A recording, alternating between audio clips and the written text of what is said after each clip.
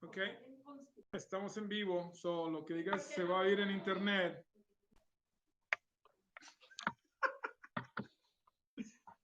Lo que digas se va a salir. Ya, todo el mundo escuchó ahora.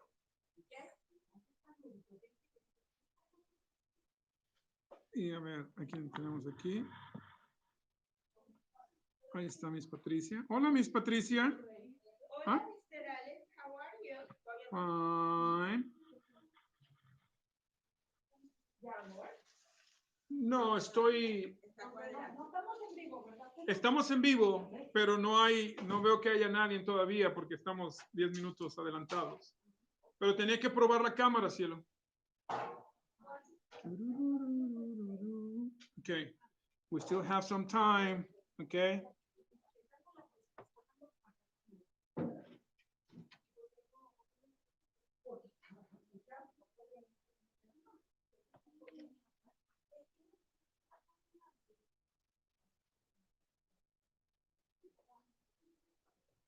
Hola, hola, hola. Todos, ¿qué tal? ¿Me escuchan? Can you hear me? Hello, hello. Maybe. We will see. Qué interesante se ve la cámara.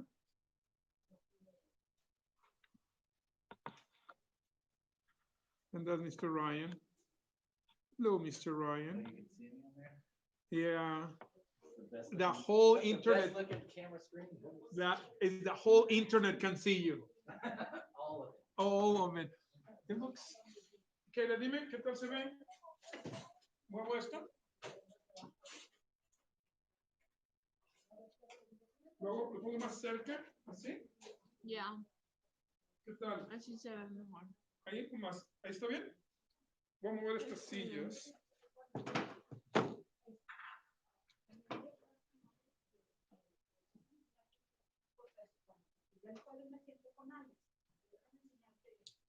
Ok, y luego mi teléfono.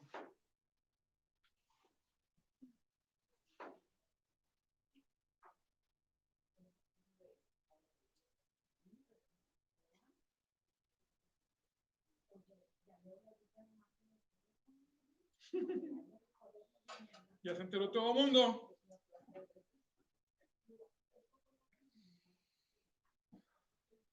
A ver, ¿y qué tal si algo más por allá que así? Oh.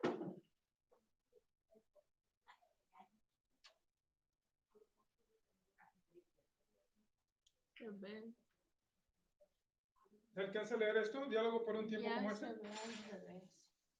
Sí, pero así está saliendo. Ok, chécalo, ¿puedes checarlo en tu teléfono? Oh, when Watson is here, yay.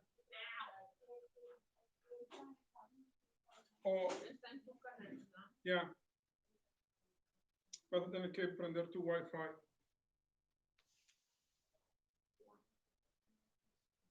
Tu Wi-Fi. Okay, tenemos 10 minutos. We are still 10 minutes to go. Thank you for your patience.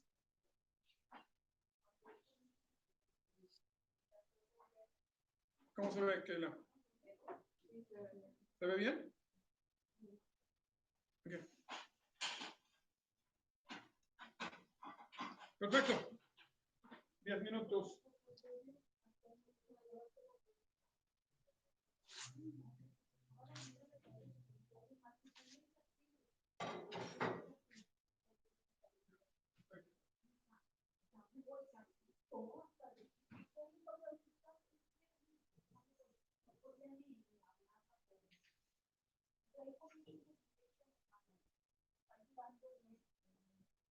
Okay.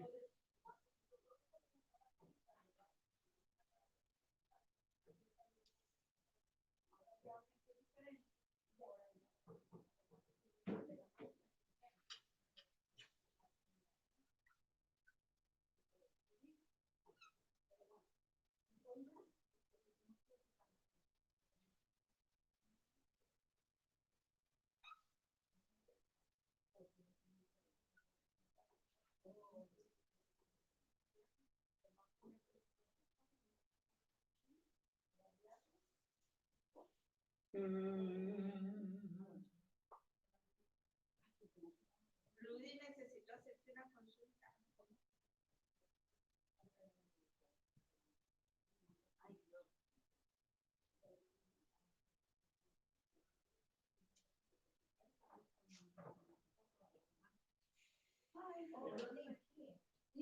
Sir Watson, ¿qué tal? How are you?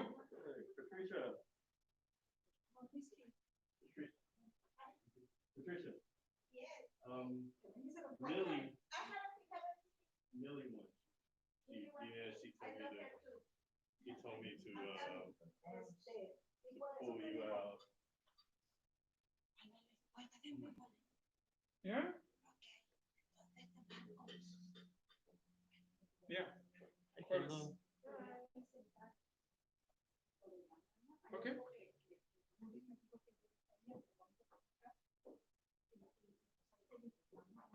Órale. We saw you on the big screen. Hey, you saw me on the big screen? Was that like cool? Was that like, oh, I'm glad. Realized it on Yo dije que no se vaya. Le están hablando aquí. Nice, gracias, thank you.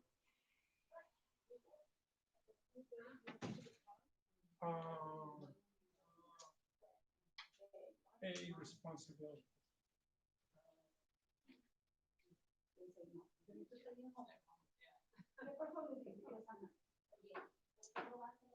Responsibility.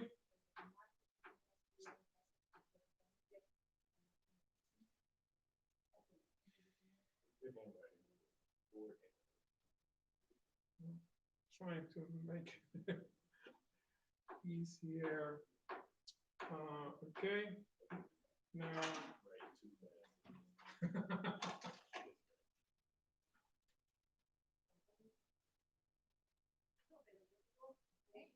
How are you guys?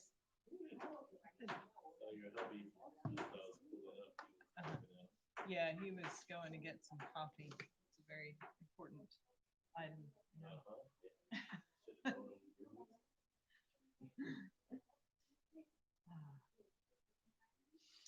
So the second part will be, if only I had my notes.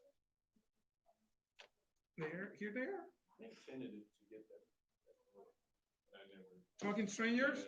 It's an interesting book. I put it on hold at in three different spots in the library system and another library system too. And every place had a long waiting list. So. Well, I'm gonna say, I think that when Mr. Gladwell wrote it, situation wasn't like it is now. But it's like custom made for what's right happening. Huh. And he has been giving interviews, and I think all of a sudden it became it's super popular. Burst in popularity. Yeah, I think that's what's happening. Because I'm telling you, it's very good. Of course I don't agree with almost with everything. One, two is that he seems to be. I'm not complaining, but he seems to have a particular. He seems to be biased because of emotion. I'm not saying that that's incorrect. I'm just saying because it's presented almost as a research project. So if you're gonna do research, you should not be kind of separate the emotion. Yeah. But I understand why he's so passionate. So yeah, it's kind of like back and forth. Like overall, I'll give it like 8.5 out of 10. I like it a lot.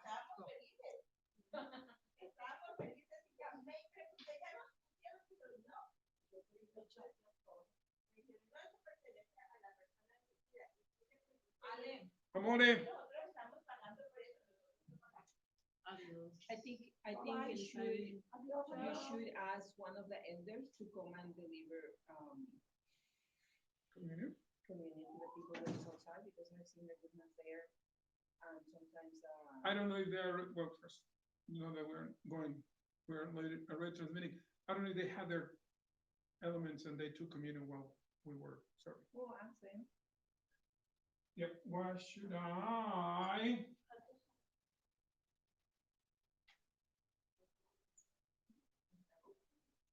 What should I do? It's another question.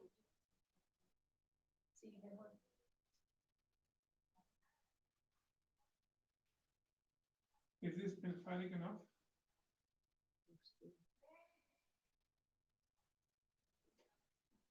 Nice and bold. Yeah, what should I do?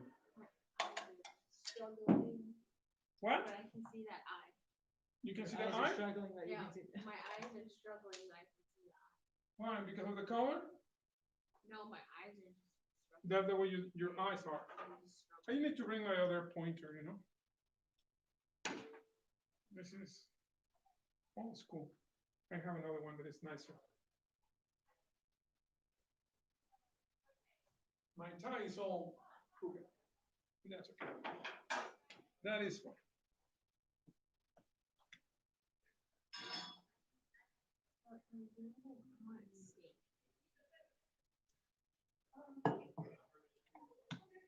Parece que vamos a tener más gente. So, a lo mejor deberíamos de mover las mesas.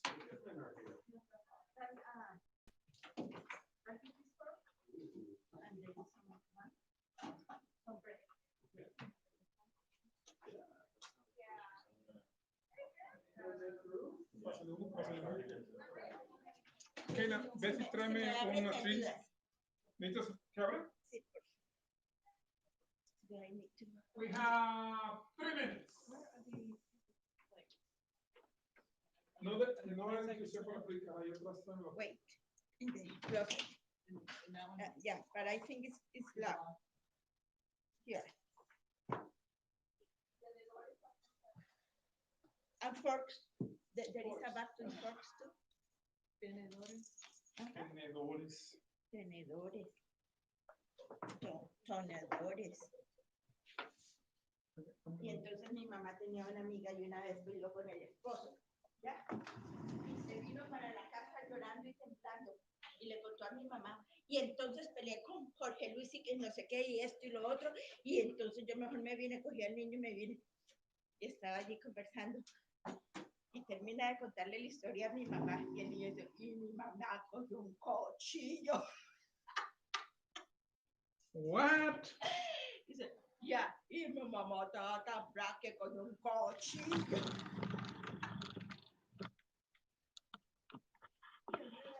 Pero tenía que 4 o 5 años el muchachito. Wow. Oh, vaya, no. Man, esto está heavy.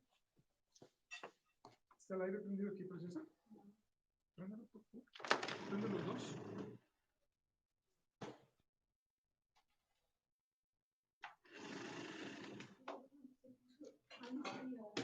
¿En el santuario?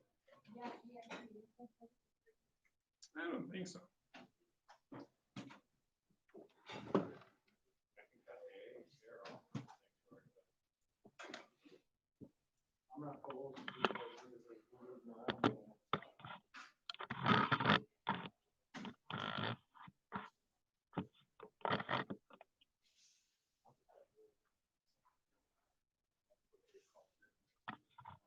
Okay, I'll let you do that. I'm gonna hang out right here. Okay. There we go. Okay, then we'll have the controls right here. And I'm gonna move this like this. I'm just making some room. People will be able to have some space in between them. Just in case people ask questions. Perdón. Aquí están los socios. Sé que no te vas a aprender mi respuesta.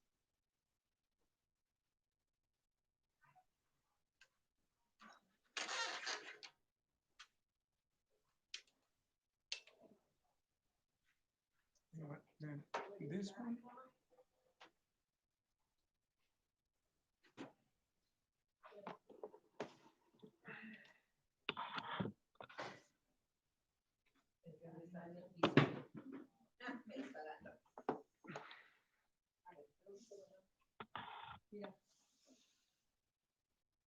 ¿Por qué agarraste dos? Dos quemo. Le pedí a Keila que me llevara la otra.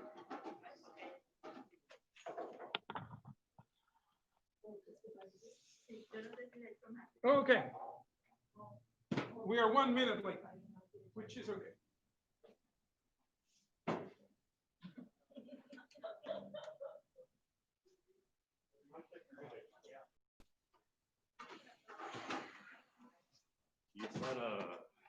Sir, Professor. Poking my head in. Hello. We're gonna listen. but Okay. Just wanted to say hi. Hi. This is from the government. What, they're leaving? I thought that they were coming. Give me a minute. So, Okay. Hey, Jonathan, John Manuel.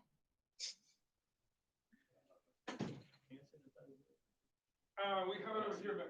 Right here. Please. Hey, thank you for sending your kids. We had a great time. they enjoyed it. I'm glad. Those we missed, they were.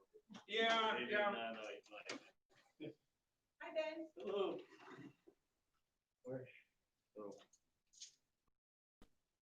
So let me begin. Can I have your attention? Yeah. We are 4 minutes behind. Oh, you want me to wait? The crowd, the multitudes on internet are like impatiently waving at us. Patience, Want me to get some- patience is a virtue. they were Yeah. coming. That is, yeah. Are you sitting there? Yeah, I that's can good. sit wherever. No, that's Yeah, not fine. you can tell that we're about to start. About the food, what is the arrangement? Anyone at any time? Yeah, I'm gonna bring the bread. But I just want to be polite with you. Now, if you want to sit close to me, you're welcome to sit close to me. But I can. At any time, I'm sorry, food Napkins. Yeah. at any time, right?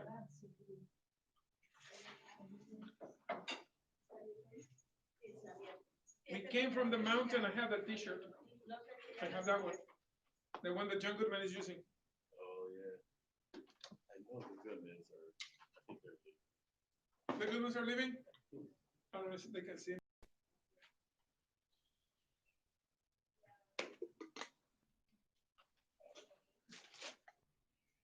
No, they cannot. Alex, this is yours. Whoa. I know. I said Lars and he brought them out and I was like, Oh I wonder if this is enough. Is this enough?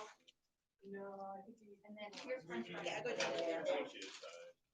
I'm gonna put it right here. This is gonna be my place, Louis. Jimmy and Matt. The crew, or crew back there. I found some in the cabinet in there. The one on the right. In here. Okay, we are going to begin. I'm gonna wait for the. Those of you, we're gonna wait for who? Whoever is, if you're in the parking lot and you wanna come in, I don't know if you wanna come in or not, we move things around. What is the name? The If not, Greers. Where are the Greers? thank you. The Greers are here. Oh, they're here? They just arrived. What's his So- Come and you come and. Let me pray for us and we can pray for the food and we can pray for our time together, okay? Okay, pray with me. Our God, we are so thankful for your provision. Thank you for this time.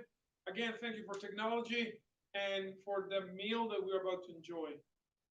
Thank you. Provide for our nourishment, Lord. Guide us in the name of Jesus. Amen. So, oh my goodness, this is a feast.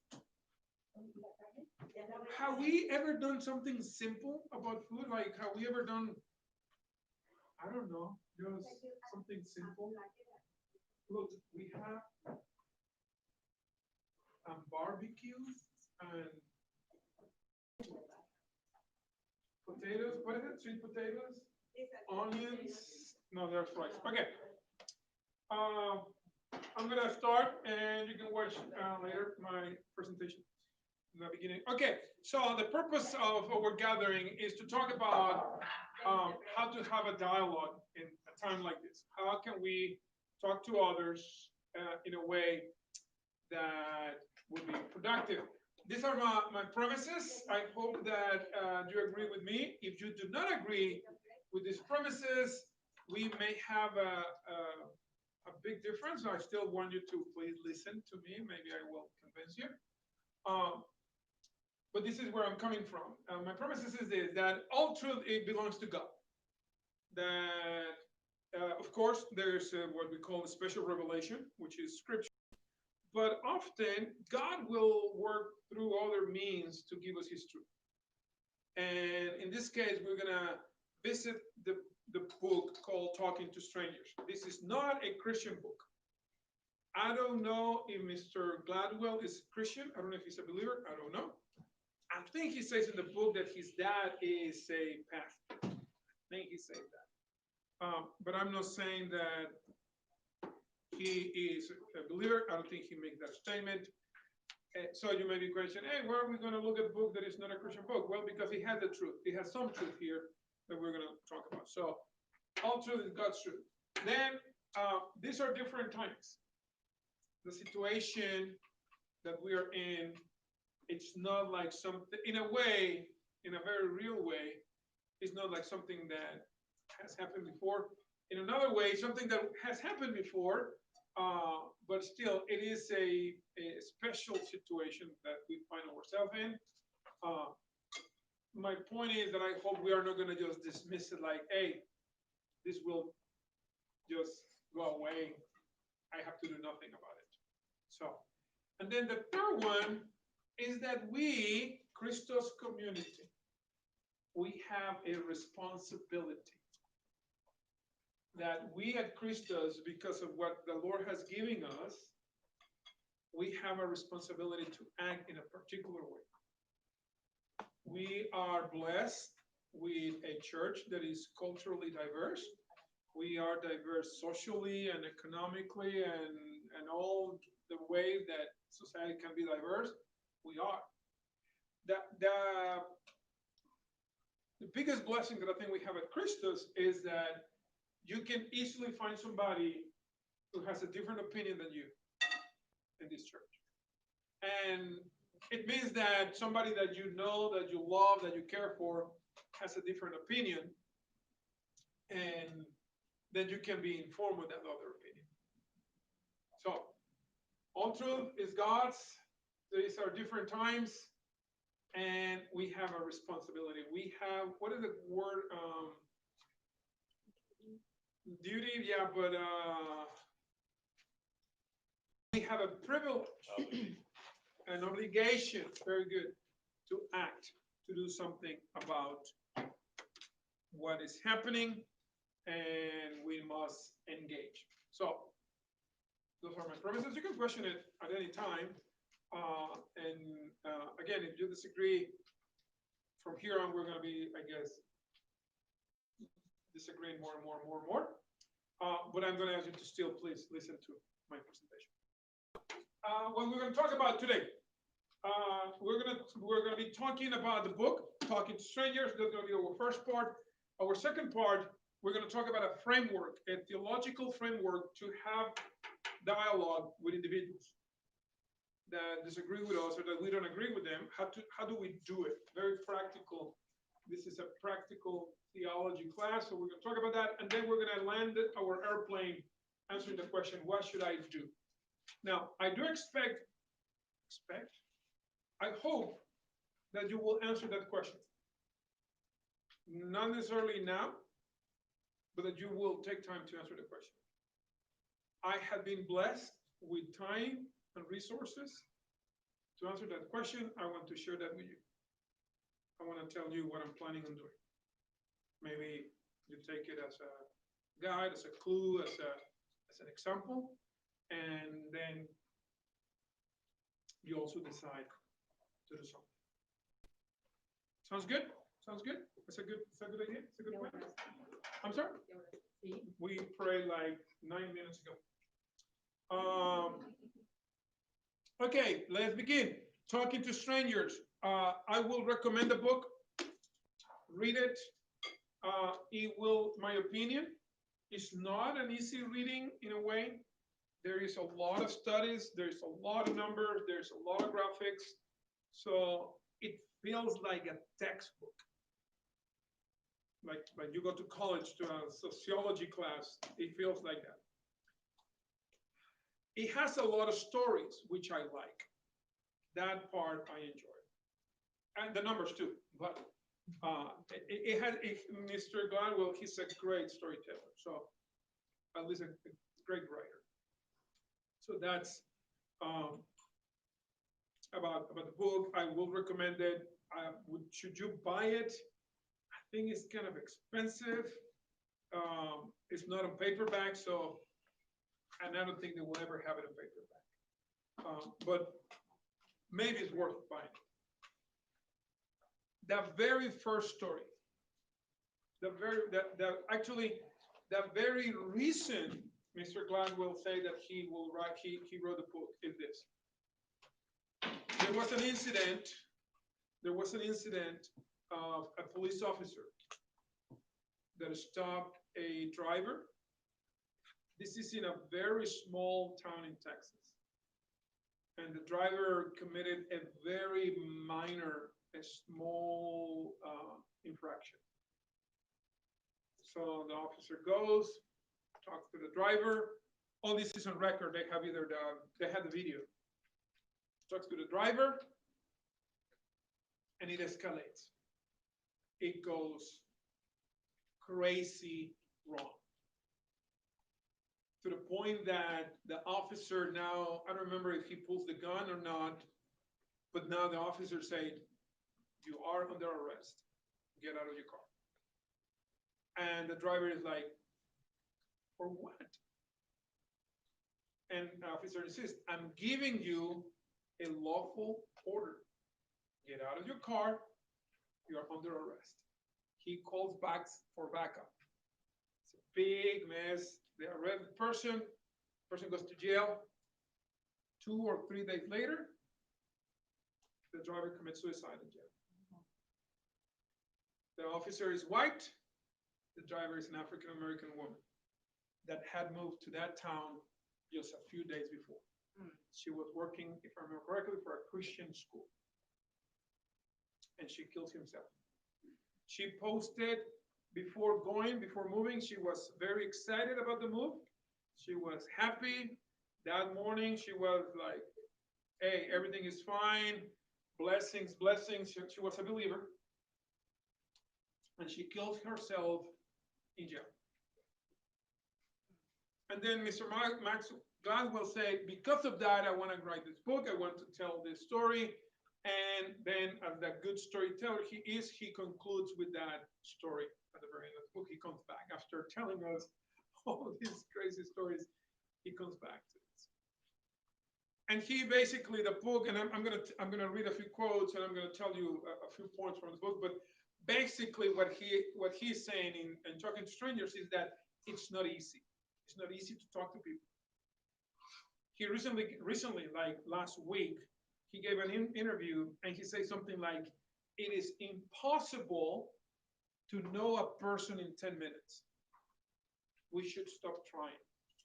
We cannot get to know a person in 10 minutes. We have to be careful." And then he said this, and I'm going to tell you, I'm going to read the quotes. I would like to hear your opinion. Again, you can disagree. I hope that there is some discussion here of what he said. The book is thick. I don't want you to think like, oh wow, it can be summarized like in 3 pages. But it's thick because of all the data that he includes.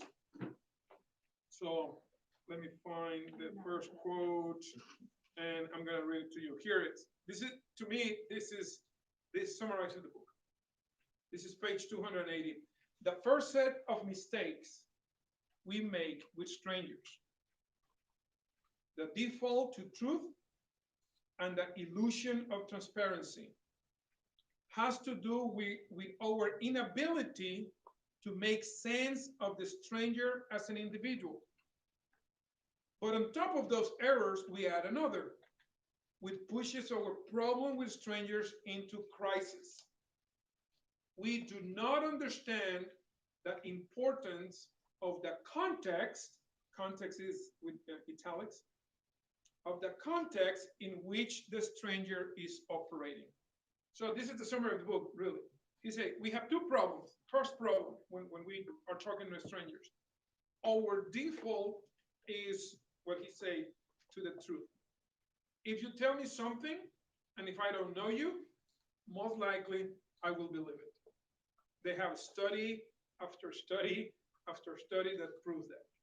If we made the fact for the first time, and I'm the Prime Minister of England, and you're the Führer, and you promise me that you will not invade Poland, I will believe you. If I flew from London to Berlin to meet you, and we have a nice party, you throw this party, and I meet with you,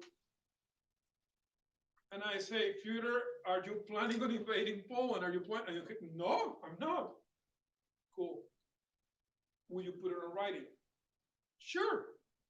And I go back to London to being received as a hero, a piece of paper say, I have the signature of this great man, Adolf Hitler, and he promises that he will not go into war. And then what happened? Something called World War II. That's exactly what happened. Is it Cumberland? Is that the name? Was it Cumberland? The last name of the Chamberlain? Chamberlain, Prime Minister of England. People who met the Führer believe him. People who didn't, they had very, very serious doubt, like the President of the United States had very serious doubt about Hitler's honesty. And he asked the question, Gladwell asked the question, how come you fall by somebody that you actually meet, you went to see him? And he said that our problem is that our default is to the truth, that we believe, if you say something, I'm gonna believe you. That's the first problem. The second problem is that what he called the illusion of transparency. A great example that he gives for that illusion of transparency is the case of Miss, the last name escapes, it's a city in Tennessee, Knoxville, Mrs. Knox? Miss Knox, the American student that was accused in Italy of killing somebody. Knox. Amanda Knox. Knox, Yeah. okay. Okay. Yeah. The reason she was arrested is because the prosecutors believed she didn't have any remorse. When they talked to her, the way she behaved was as if she didn't have any remorse, and they concluded she must be guilty. And Mr. Gladwell said the problem is that we have opinions of what remorse looks like, and when we don't see it, we assume then this person is guilty. His point is we think people are transparent when they normally are not, or we don't understand what they're saying because we have this bias. So I'm going to stop right there. What do you think about that? Default to the truth and the illusion of transparency. Let me add something else about transparency. They have FBI agents looking at quote unquote confessions of people. And they got it wrong most of the time. They get it wrong because people were very good at hiding it. And there was this bias of being transparent. And so anyway, I don't want to go into the details. You can read it. It's very interesting. I mean, these are professionals that they're trained to find the guilty, and they were not able to. Another example he gives is the case of a judge. And let me just tell you this quickly, where the judge has but a few seconds. He sees that the person, and he has to determine bail or not. I'm going to let him out or not. And the judge asks questions, and the person answers, and then he decides, okay, no,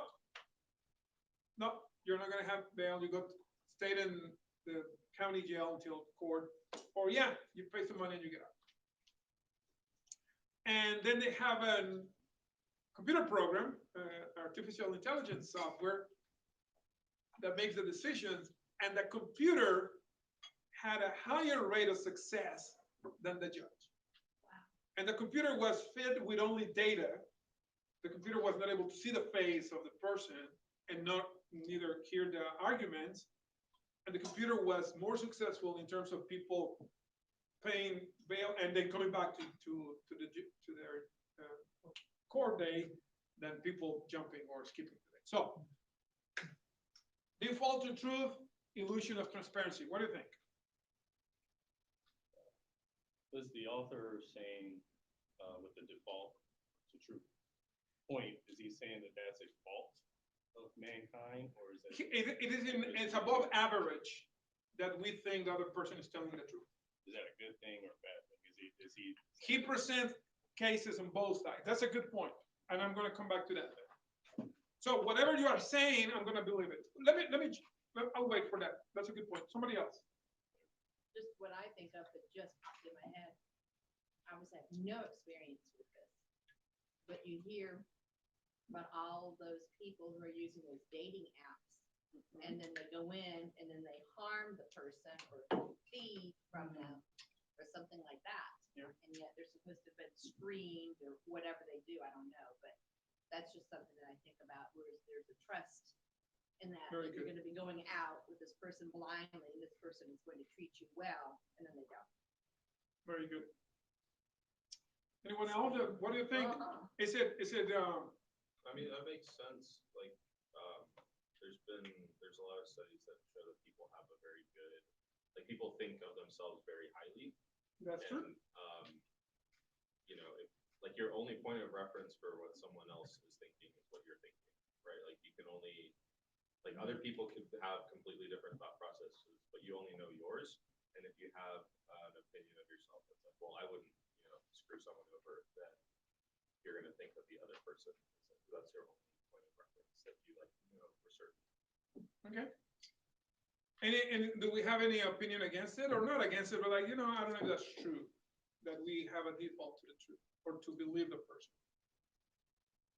I doubt it. I mean, that's why I'm trying to find out if he, where the author stands on it, just for clarification. Yeah.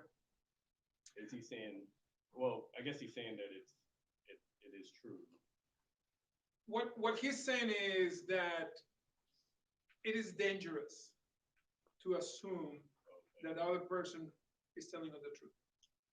In one way, he actually talks about 3 cases. In those 3 cases, the person not telling the truth were actually what we call bad people. For instance, it was Adolf Hitler, one of the highest ranked, I guess, one of the spies, foreigners, that have reached the highest rank in the FBI and the CIA. They were working for the CIA and they were spies. He presents that case.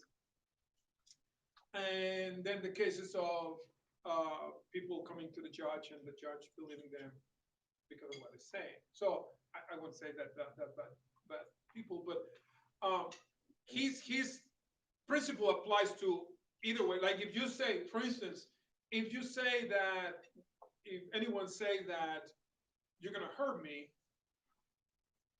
I especially if it's a stranger, I will believe. So it's the tendency to take people's words at face value. Exactly. Is that what it is? That's what he said. Yeah.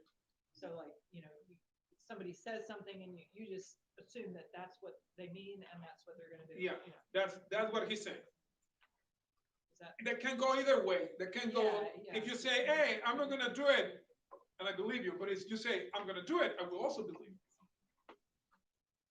And the reason I think this is very timely is because of what happened in New York. Has something not happened in New York? Okay, what happened in New York recently, where this lady had a dog and got into an argument with somebody watching birds, right? And she said, I'm gonna call the police and say that an African-American man is threatening me and my life is in danger. If you listen to the transcript, you listen to, I don't remember if there's audio, but the man, I think there is because he has a phone, the man says something like this, well, if you do that, I'm gonna do something that you will not like. That phrase, it's kind of dangerous.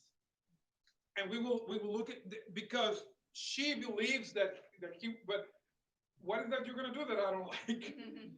and we're alone here. And then the argument is, well, but she started it, I'm not denying that. But what Mr. Gladwell say is that we have to be careful We cannot just assume that what the person is saying is the truth.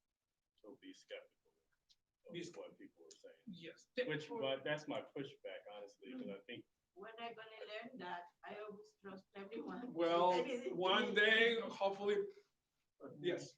I don't know. I Uh-huh. think my pushback is, I think that some people do, even though someone says something, you know, maybe based on how the person, what the person, who the person is, maybe what they look like, they may not believe them initially, you know, so I don't know. Yeah, I'm not trying to say that he's done a lot of research, but just a little, my pushback is, and I'm I gonna think tell some you, people are a little skeptical, you know. I have almost the same pushback, and many of the things he said are counterintuitive, we say. And then that's why the book is that thick. He has all these numbers and research that done. What about the other transparency, the illusion of transparency, that we can actually tell when people are being transparent, which is kind of the same So point. it's kind of like the other side of the coin. It sounds like that, yes, So like we think we understand what they're thinking, yes, but we don't really. exactly. So we don't really know what, and you said something about context was important. Yeah, We don't know the context that person has been moving in. yes, yes, which I'm coming back to UK, which in the case of the Central Park, the context is very important. That for both individuals, it's very important that, again, I'm not trying to minimize anything, but if you say something, there's nobody else, you're alone, there's only two individuals, there's nobody else, there's all this tension already, we have to be more careful with what we say. That these are different times. Before, maybe but nowadays we have to be very careful. And he's gonna come to that. Kayla. Two things. One, Millie says, I think authenticity is something proven over time. So she says she agrees with the author. Cool. And then two, personally, I feel like when I meet new people, well, as a premise, I guess, humans are very emotional creatures, and we are very moved by that. And I think part of that is also this fear of the unknown. That's why a lot of us, myself included, we're afraid of the dark because we don't know what's out there. So I think that, at least for me, that's how I see talking to strangers and why I would believe them, because I don't know if I'm wrong or not. Like, I don't know who they are. They're a mystery, and I have more stability in believing what they tell me than just questioning it automatically, because then I really don't know anything about them, and I'm left, you know, what's that saying, in a canoe without a paddle? I'm upstream without a paddle, and I don't know what I should do to react to this person. And I guess the bottom line of these two statements is precisely, and you mentioned it, you all, I think, have mentioned it, time factor, that it takes longer, or we should take more time to know the person. That's going to be important. That's going to be important. That it takes time to really know the person. That we cannot jump to a conclusion either way, that he is telling us the truth, or that he is not, that he's being transparent, or that he is not being transparent. We have to be careful. That's what he's saying. Okay? So, and again, I really hope that when I read the next quote, you will be surprised that this is not coming from the church. I really hope that you're like, So the person that is speaking and saying the truth, well, his or her truth, they should be aware of that the other person shouldn't trust. it's not that shouldn't trust, shouldn't take it at face value. Yeah. Yes, and let me read it. This is the second quote. Don't look at the stranger and jump to conclusions. Look at the stranger's world. Look at the stranger's world. That is powerful. Because you cannot do it unless you invest time. And it starts to sound a lot like incarnational ministries. blame me, tell me, you're reading a lot between the lines, but to me, that's what it sounds. Well, I just looked it up real quickly, it says he has Christian roots, Presbyterian Christian roots. And that he lost his faith, well, he strayed away from it, his parents are in the Mennonite community, but then when he was writing another book, David and Goliath, he returned. I haven't read that one. I need to read it. He has written only, I think, 4 books, but the guy is like super famous. When he speaks, but the books are very good. The books are very good. His TEDx or his TED presentation is like, but the books are very good. Can you tell me a little more about that, what the statement you just read and how it's? Yeah, look at The Stranger's World. I think, I know because I've read the book, basically what he is saying is that when somebody says something, we have the tendency to analyze it from our perspective instead of thinking about the other person. Which I think is true a lot. That happens with, I see it a lot, and Ben can probably agree, that we see it a lot in school, where kids don't know the other kids' backgrounds. Yes. And so they either bully them, make fun of them, or whatever. But also when the kids come to us for a new year, and you don't know that child, they're a stranger to you, and you may not realize that, oh, this child, they just lost their parent in a car accident, or they're being raised by grandparents, or whatever the situation is. And Yes. you relate it to your life and what you know, and so you don't until you get to know that person and find out why they're struggling or whatever is going on to bother them. Yeah, so that's what it means, that you make an attempt to understand the context, and he used that word a lot, the context of the other individual, because that phrase or that action, you are interpreting it based on your own context instead of waiting for the other person. How does this tie into ministry, as you were saying? That it Because reminds you of, because what I see here is what I call it incarnational ministries, because in a very small way, this is what the Lord did. Now, the Lord didn't come so that he will gain knowledge. Let me say that. That's my theological position. He didn't come so that he will learn what it's like to be human or have hunger. No, he's God. He can find out. He knows. He designed everything. He knows. But he came to reduce that barrier between him and us, that we may trust him. So that's one of the reasons of the incarnation, to make it easier for us to understand his love. But he came to, now we can never say to God, you do not understand. You don't know what it's like to be tired. You don't know what it's like to be betrayed. And God is like, of course I know. Not only because I'm God, but I went the extra mile and I was right there. And that's key. I went the extra mile and I was right there. I didn't have to, but I did it. So, how does that look, that what the author is saying in the case of the lady in New York? I mean, because it's right there, it's happening. You're gonna spend 3 days there. no, that's a good question, Amor. I will say, and I'm getting ahead of myself, but I will say that the only way that I see it, the only solution that I see is take more time. You take more time to react.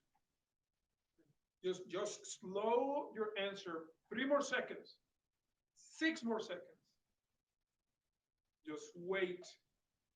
And you may say, oh, well, I'm going to put my life at risk. I don't know. I don't know. I don't know. Don't do it in the middle of the night if there are 12 people chasing you and say, we're not going to do anything. I wouldn't do it then. Because they're chasing me with baseball bats and like, they're nice. I may not believe them, and I will run. But I will say that particularly in dialogue, that is something that didn't happen in New York. They both. I'm not going to answer the question if you ask me. I think one of them is more guilty than the other, but I think there were mistakes on both sides. That's my opinion. Don't ask me because I'm not going to answer. not while the camera is rolling. But what I see there is definitely a dialogue that went down rather quickly, very similar to the first case in the book. I'm gonna have to say, I've been running at Simpson Wood, and people don't have their dogs in the leash. Mhm. Call me crazy. The rules right there posted say the dog must be in the leash. I have not met a dog owner. I'm saying it. I have not met a dog owner who say, "Be afraid of my dog. He can bite you." No, I mean there's a German Shepherd like this tall, and she's looking like me, and the person. Oh, don't worry. No, I do. She is nice. Like, sir, I say this, Growling at me. and he get mad. He got mad at me. I said, sir, I do not know you. I do not know your dog. I'm smelly because I just went running. I'm gonna wait here until you put your dog in the leash. He got mad at me. He walked in the other direction and never put the dog in the leash. And it's the law. It's a Is- Gwinnett County law. And we're having this discussion, and the sign is right here. Mhm. The sign is right here. I'm like, He can't read. I don't know, but Maybe don't- that's don't why get me you wrong, gotta emphasize. I love dogs. But Alan, What really strikes me about that is that he is asserting his will without regard to the people around him. That the fundamental issue is selfishness. that's very true. That's very I true. mean, and I think in other situations we've discussed, Yeah. And again, I was getting angry. I'm kind of a big guy. I can project my voice. I'm restraining myself. I'm actually thinking about the book, and it's just difficult, to your point. But we have to take time, and that's basically after 370 pages. That's what he says. It takes time. So here comes another quote, and I hope you start to see a pattern here. Now this is page 343, so it's more than 300 pages. Wow. We have Millie commented and saying on the previous Yes. subject that it's the basis of empathy. That is the basis of empathy. Empathy. Yes. And also people, I've heard lately too, that people listen in order to respond. They don't listen to truly hear. That's a good point. They listen to react. And I'm gonna also get ahead of myself here. One big problem that we have in this society, the United States of America, is that all the blessings that we have very often become a barrier of empathy. Very, very often. It is difficult for us to acknowledge that somebody else is suffering because the vast majority of us in this country do have a good life. And it's hard to imagine what it's like to go back to a home or not go back to a place, like go down, the dumpster where you're gonna spend the night. I cannot imagine what that is like. But because of all these blessings, unfortunately, we become isolated, and it's difficult to understand the other person. That's why, again, these are times that are different. It's difficult. We must invest time. He say we should also accept the limits of our ability to decipher strangers. Meaning, we cannot assume I can know somebody right away. It's not that I'm good, reading social clues or the cues or. I'm a good judge of character. Exactly. He's basically like, no, that's not gonna work. What is required of us is restraint and humility. I heard, but You wrote this book, didn't you? you want to hear something funny? I want to read. Somebody sent me a text that a friend, he said, hey, I'm reading this book about the beauty of Christ in cultural diversity. I'm gonna stop. Okay, so what is required of us is restraint and humility. What do you think about that? Restraint and humility. Restraint is hard and so is humility. Both Yeah. hard. Isn't that true? Yes, But the restraint, I think, goes back to what you were saying, Leslie, that, you know, we can't just like react quickly. I mean, you were saying too, that we just need to pause, you know, Yes. and not react immediately. that's the restraint. That restraint and Yes. think, Yes. kind of, yeah. But if we're doing that in humility, then, you know, we're more likely to hit on the empathy, Yes. rather than like some kind of reactive response. The other thing is the concern and respect for the other person. Mhm. In both of the situations that you talked about related to dogs, like when you were in the park, that person disrespected you. Mhm. I mean, it's like, or, you know, if we were doing the same thing and we didn't put our dog on the leash, let's say, we should do it not because it's necessarily rational on the other person's part. We should do it because we do it as a sign of respect for them. It's like wearing the mask. Mhm. It doesn't necessarily make sense in all situations, but we do it because it's, you know, the right thing to do. Other people may be nervous about it. We should do it because we respect the other people. And that's the key, the other people. Yes. That when you put the other individual Yes, and yes. give it the right place, which again, our culture would say that not directly, but the way I read it is that often if you do that, it's a sign of weakness. If you put the other person first, there are incentives in being you first. That's one of the aspects of our culture that I think we should try to change or redeem. But that's the key. And the way he finished the book, I'm gonna read the last phrase in the book. The very last part, the last few pages is a transcript of what happened in Texas, and then of the investigation that followed. The police officer was, I don't know, I remember if he was on, I think he was on trial, I think.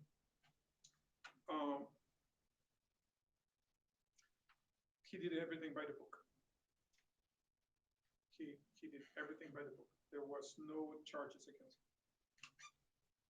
And this is the conclusion of Mr. Gladwell. Because we do not know how to talk to strangers.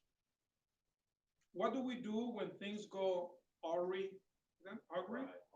Right. Thank you.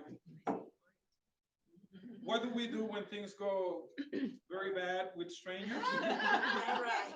Awry. All right. We blame the stranger. That's what he said. We blame. Darn, amazing how we're human like that. When things go bad with the stranger, we blame the stranger. In other words, it's not my Right. fault. It's It's not not me, my it's fault. you. They asked him, the police officer, I think he said something about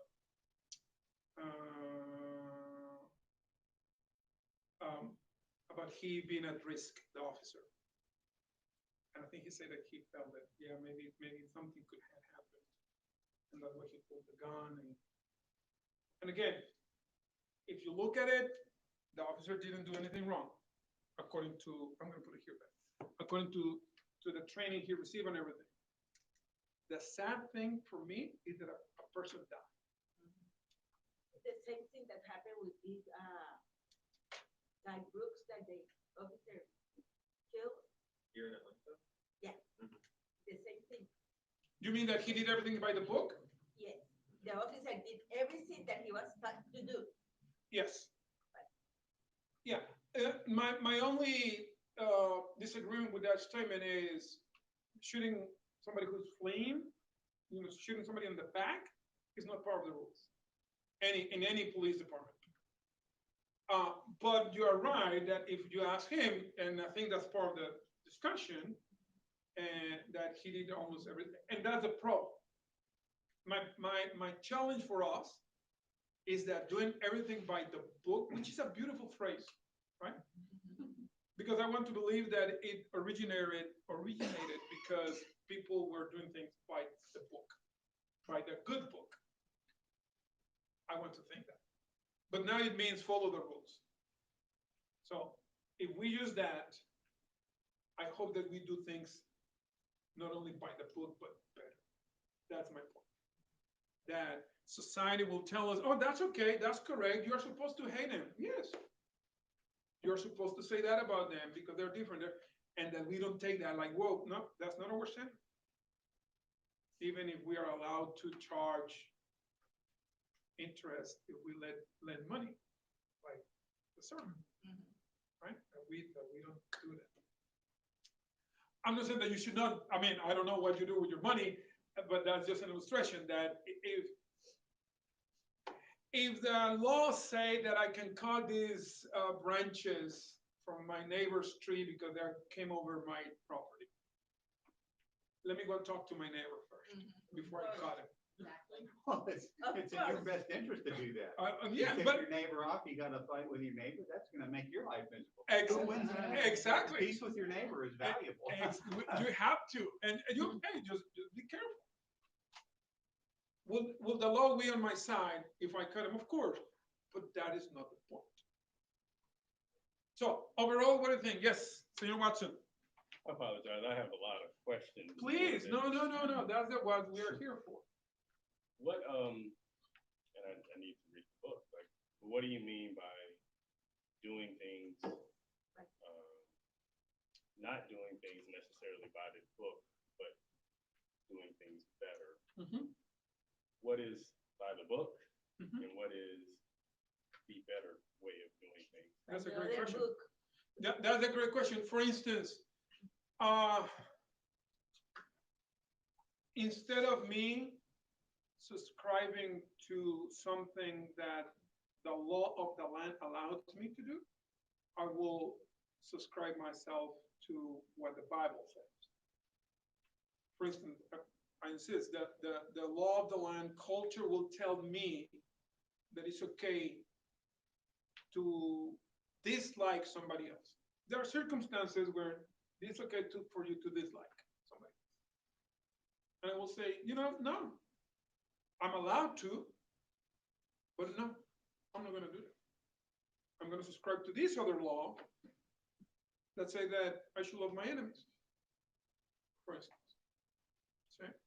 Over here, this lower standard, nobody will point a finger at me, especially if I only hang around with people that think like I do. Nobody will say, hey, that's wrong. No, I will be well received, don't you think? People will, yay, way to go. But if I subscribe to this other standard, which is higher, which is love your enemy, then I'm like, maybe I won't do that. A good example is this. I own a gun. I'm a gun owner. Okay, went to the training, backyard. It's my backyard. No, I went to the training, background check, the whole thing. It's whoever, if somebody's watching here from Mexico, no, you cannot just go and buy a gun and they give it to you right away. Well, at least not here in Georgia. It takes something.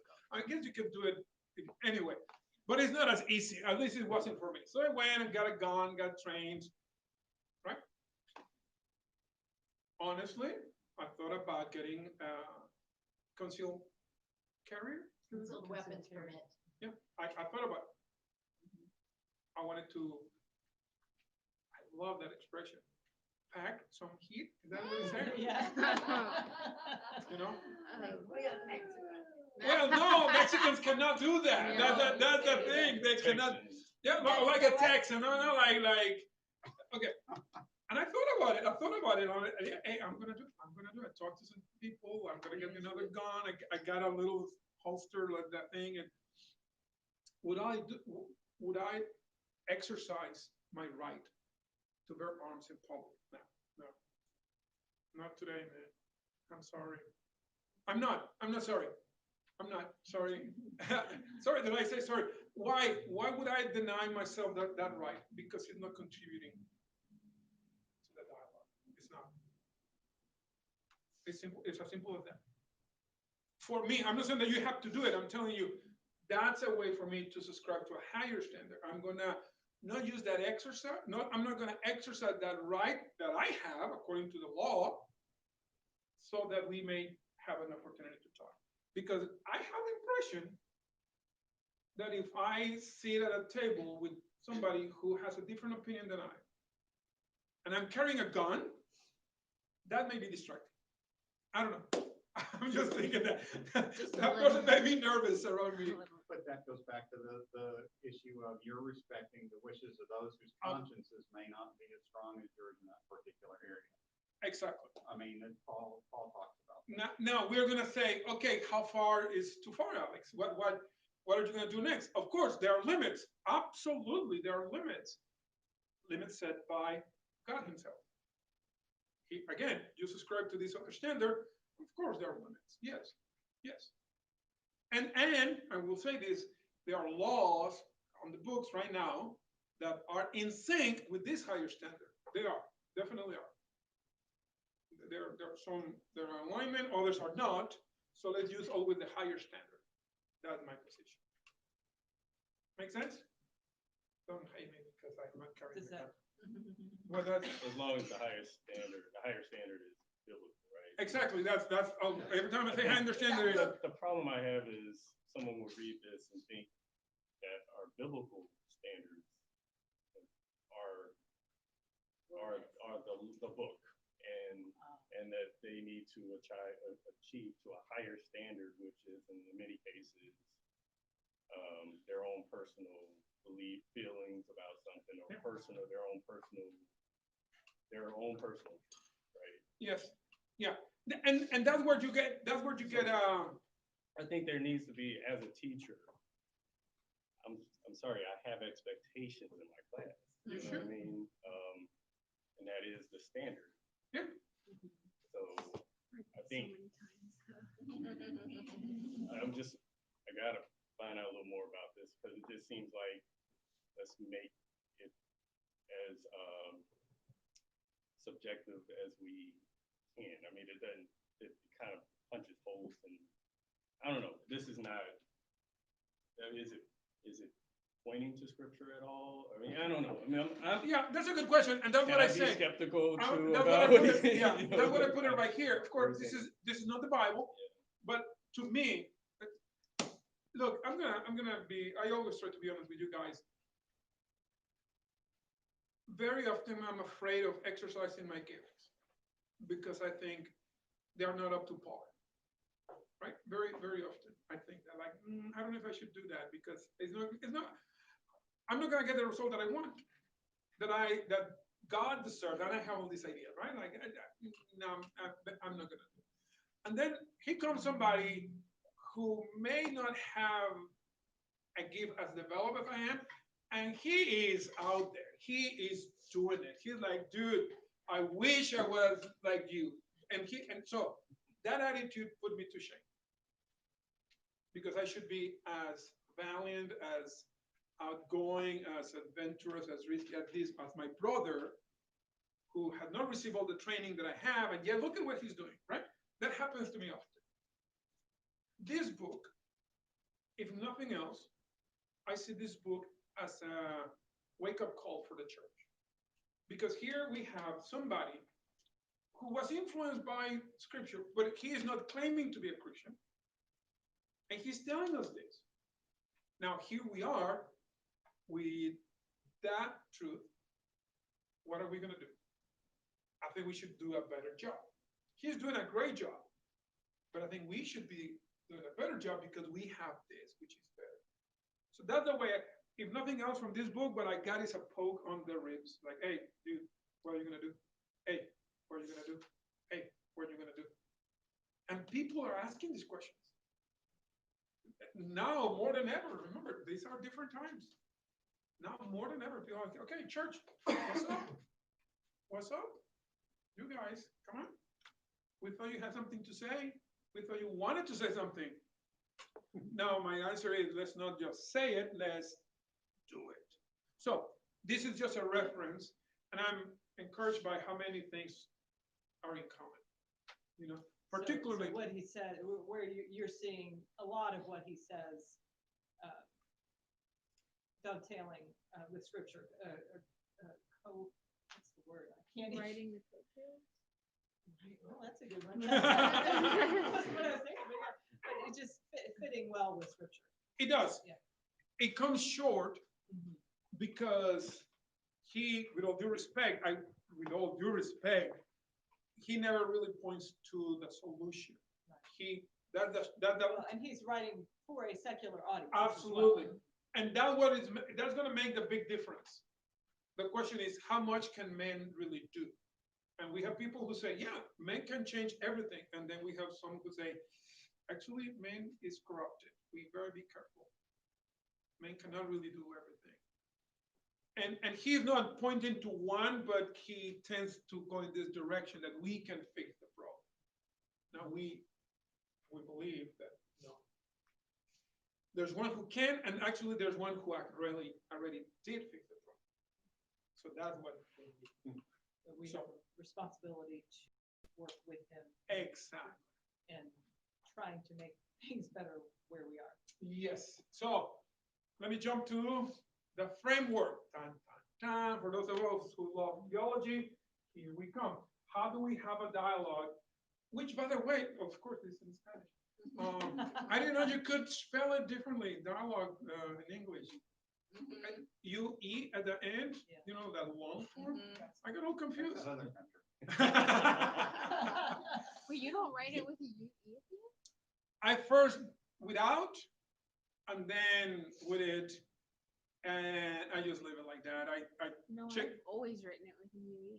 You always? Yeah. I know. No, I maybe because of anyway. That's weird. Don't worry about it.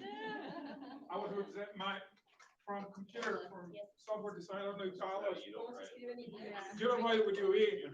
Yeah, and computers So do. when you, Dialogue. yeah, Dialogue. So okay, here we go. Okay, first, where are we? Yes, talking to me? No? Okay. Okay.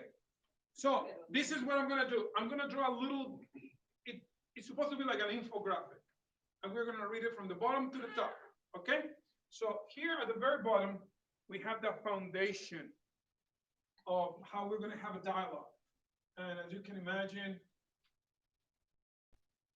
starts with the Lord.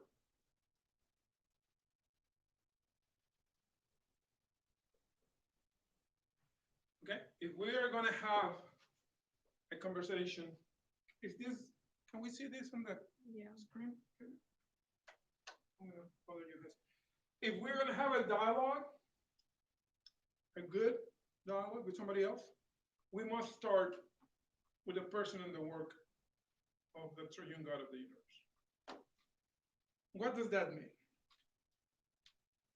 For starters, it means that he's in charge, that my conversations are not by accident, that there is a design, there is a plan, that he's moving his kingdom forward.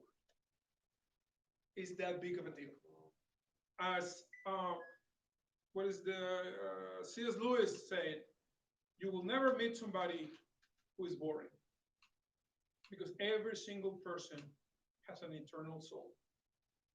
You will never meet somebody like that. And this is the beginning. His person and his work. That is what we need to consider if we're gonna have, and you're gonna ask me, any dialogue? Yes, any. When we talk about sports, yes. We talk about the weather, yes. When we talk about cooking, yes, everything. Remember the Lord. That's the first thing. Then the second thing, and I'm gonna draw a line here so it's kind of supporting. Okay, very smart. On one side, these are like other two pillars.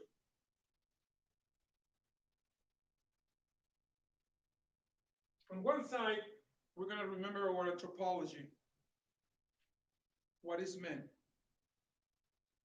Is man a carrier of God's image or not? There are only two options. Is man a machine? It's just another brick on the wall. Anyone? Hey, teachers, let the kids alone. Okay, so okay, it's a song. Anyway, Pink Floyd. So we're gonna start with anthropology. What do we think about men? what do we really believe, regardless of the condition of that individual? What do we think about man? Another pillar is our eschatology. What do we believe about the end of times? Do we believe that this is going to go away? Or do we believe that we can preserve the American dream and have the new American century? Oh, I thought you want to say something, Senor Allen? That's good policy, that's a big one. It is, yeah, it's a study, I'm sorry. It's a study of the end of time, how things are going to end at the end. Okay, there are many different options. Okay, you know my position, you know where I'm standing in terms of all those camps. What we all agree is this: the Lord comes back and he wins. We all agree on that one. Okay? How, when, are we at the end of times? Are we going to have another temple? Are we the rapture in the middle of the great tribulation? I wanted to say great depression. The great tribulation. I mean, All that. Okay, let's debate it. He wins at the end. He's coming back. That sky is going to roll like a scroll. I love that expression.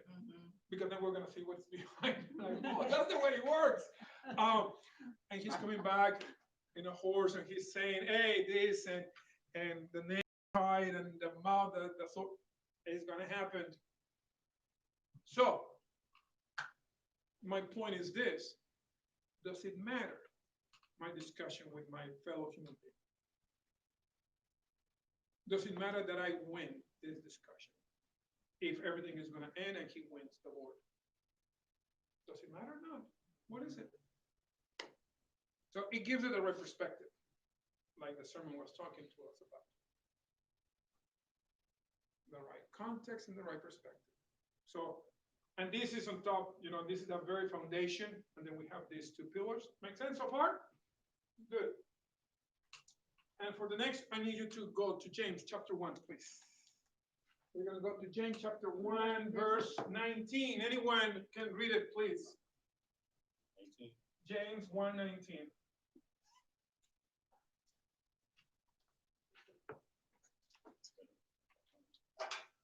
All right. I got it. Okay, please. Know this, my beloved brothers. Let every person be quick to hear, slow to speak, slow to anger. For the anger of man does not produce the righteousness of God. Oh, that's 20. No, that's it. No, that's fine. That's fine. Okay, the class is over. That's the solution. That is. But hey, we are Presbyterians. We are PCS, so we're going to go deeper than that, right? Okay. First of all, what can you tell me about James? Anyone? Let's show up. Brother of the Lord Jesus Christ. What else? There's something very special about the book or the letter. Do you remember? man, how tiny he must feel. He didn't believe Jesus was real. Okay, we can tell that. We can say that he didn't believe. James was troublesome, the letter, to many of the reformers.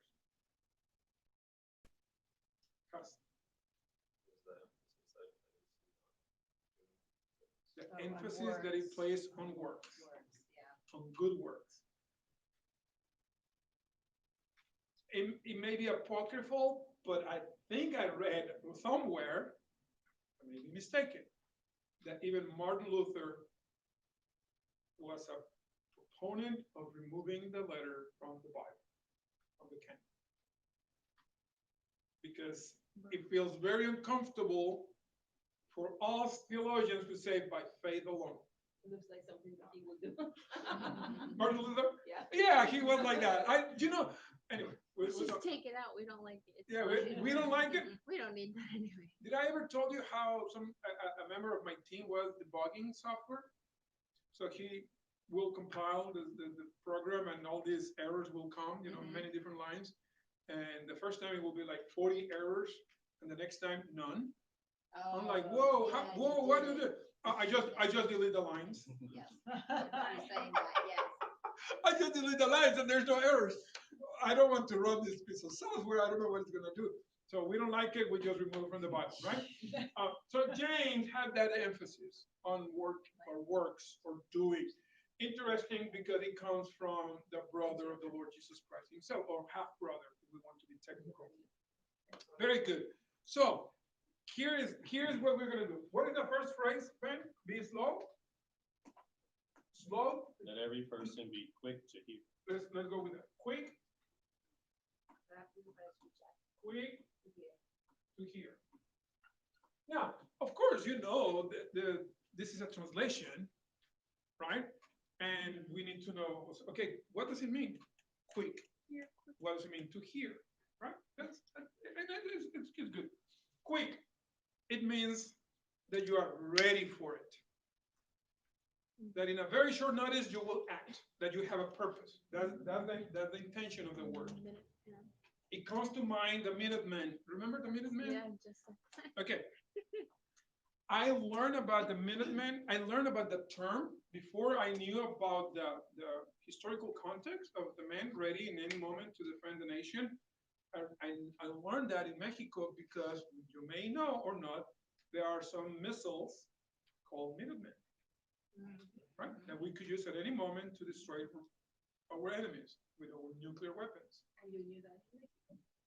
Yeah, I didn't say ours back then. I would say the Americans. The Americans. Yeah, and now I say ours.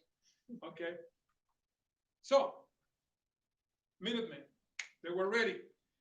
How do we translate it? Very easy. What do you have them? Tell me. But what do you carry in your bag? That is how ready you are to take action.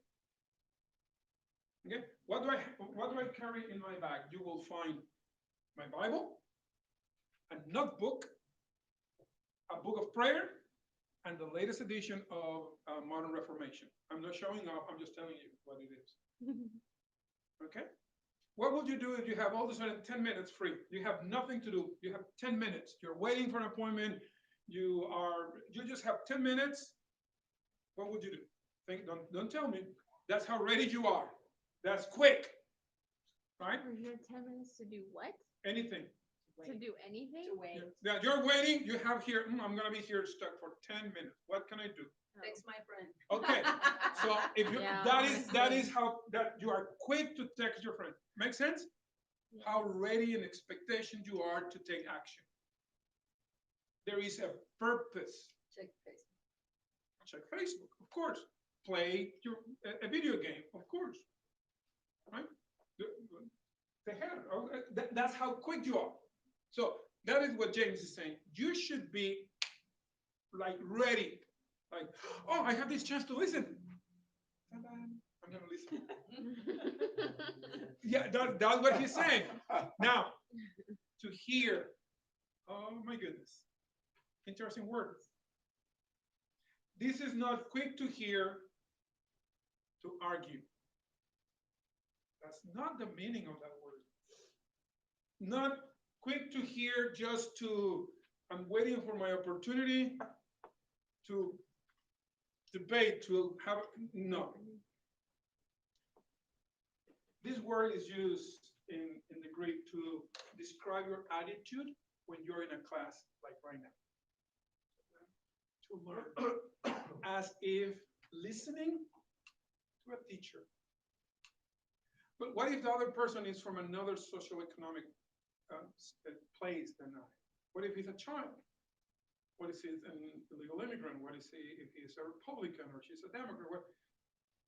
Scripture is telling us that we can learn from any person. That's exactly what it's saying right here. And that there should be certain delight in our part to actually learn from somebody. From a child. Hmm? From a child. Maybe. Yeah. No, yeah. Now, let me be careful. I'm not saying, for instance, there's people that will say, again, all due respect, hey, we're going to put a 7-year-old to preach God's word. Well, I'm careful. No. I've seen. Yeah, we have to be careful. Or, hey, I'm going to put this person without experience in charge of this nuclear submarine. Careful.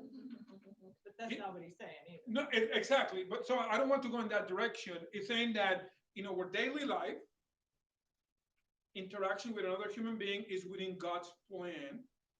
and that we can actually learn from somebody, regardless of how different that somebody may be. Because there is no qualification. He is saying, brothers, be quick to hear. You can learn from anyone. Something. So that's the attitude. Quick to hear. And then slow. So speak Slow to speak. and then slow. Slow to anger. Slow, interesting word. It's not necessarily. I think we follow the wrong, the wrong, Order. sequence, the wrong order. We have. Yeah, Don't when forget. we Don't. speak, then we get angry.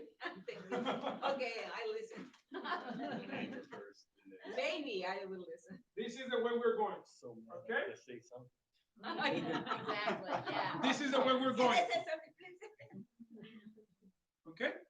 This is the way we're going. Slow is the same word in the Greek here, in the original text. It's not related necessarily with time. It's more related to, where is it? Man, I have like 300 of these colors and I cannot pick. I'm gonna pick the green one. No, why do I pick the green one all the time? I don't know this right. No, okay. The same color. Is blunt a word? Yes. Blunt means saying something very short and sharp. Then it's not blunt. Short and, I'm gonna go, you're right, let me go with dull.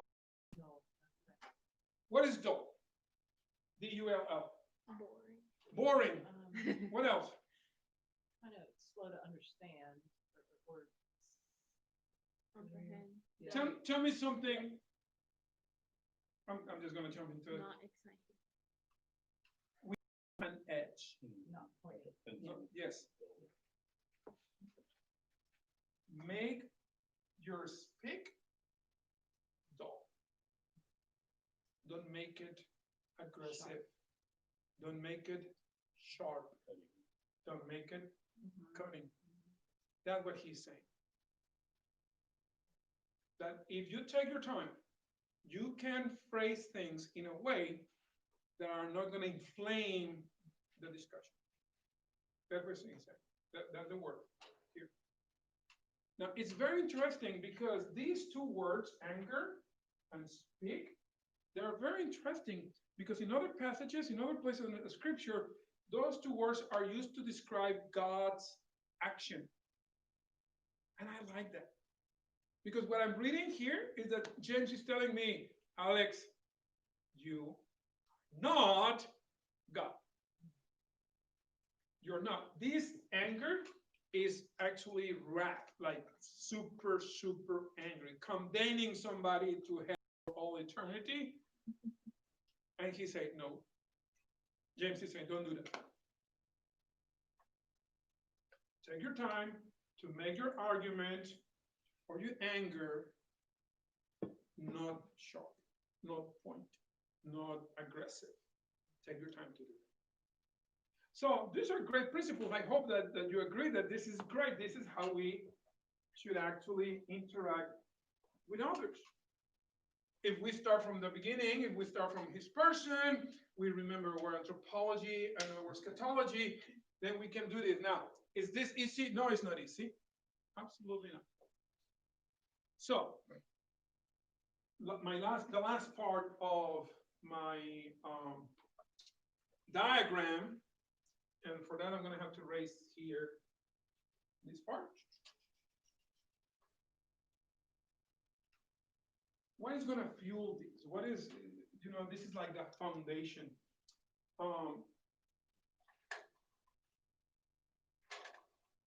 Blue.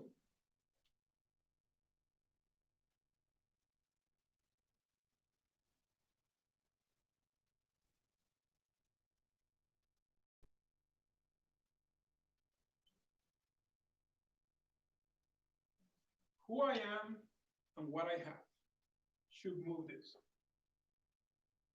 That should be the fuel. Who I am and what I have. Who am I? Who are you? Maybe Monday. And what else? Like, do you have?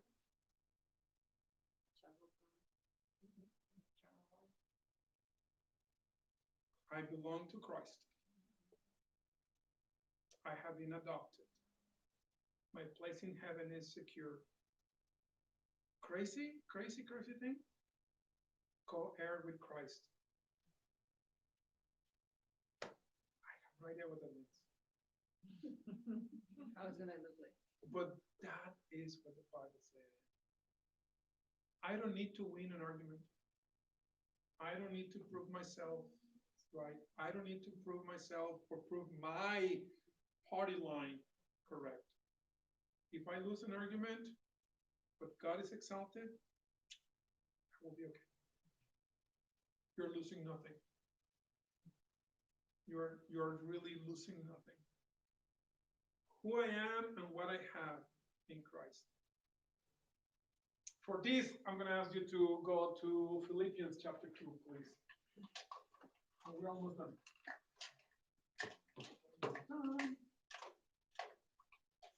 I'm going to use red just because. Philippians chapter 2, and we're going to read verse 3 and 4, please.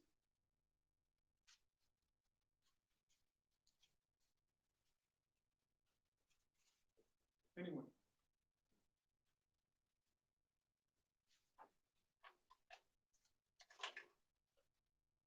Philippians 2, 3, and 4. Yeah. Chapter 2, verses 3 and 4. Let me tell you one. Let me tell you something. Start from verse 1 all the way to verse 4. If you have any encouragement from being united with Christ, if any comfort from his love, if any fellowship with the Spirit, if any tenderness and compassion, then make my joy complete by being like-minded, having the same love, being one in spirit and purpose. Do nothing out of selfish ambition or vain conceit, but in humility consider others better than yourselves. Each of you should look not only to your own interests, but also to the interests of others. I strongly believe if we put those 4 verses together with James 1:19, that's the solution. First, the apostle asks us, do you have any benefits of being a Christian? Are there any benefits for you in this life of being a follower of Christ? Of course, the answer is yes. And then he said 2 things. In humility, consider others better than yourself. Man, if there's something extremely difficult to do, that's the thing. To consider somebody else better than I, whew. Okay. And it sounds like a counterpoint or a discrepancy here, because the next verse is saying, do things not only thinking about your own benefit, but the benefit of others. So what he is saying, I believe that God is telling us that it's not about denying who I am or what I want for my students, for my society, but I need to consider other individuals also, what they need, not only what I want for my group. So if we remember that, if we remember all the benefits that we have because of Christ, then I believe we can be quick to hear, slow to speak, and slow to anger. On the other side, I would put, the warning that man's anger will never do God's work, or whatever the next person, James was. Remember he said, I think it's verse 20, that man's anger will not accomplish God's righteousness, or along the lines. So this is what we need to remember. This is what we need to do. This is our foundation. Any questions? And we have like 7 more minutes, and we're going to be dismissed.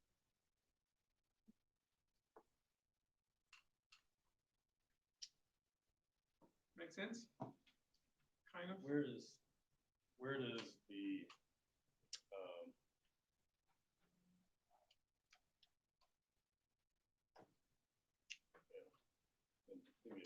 Yep. No problem. I think your sermon, you talk a lot about acting, right? Like it's a time where we need to pray, and the purpose of prayer and devotion to God is so that we can be clear on what God would have us to do and to Yes. Um,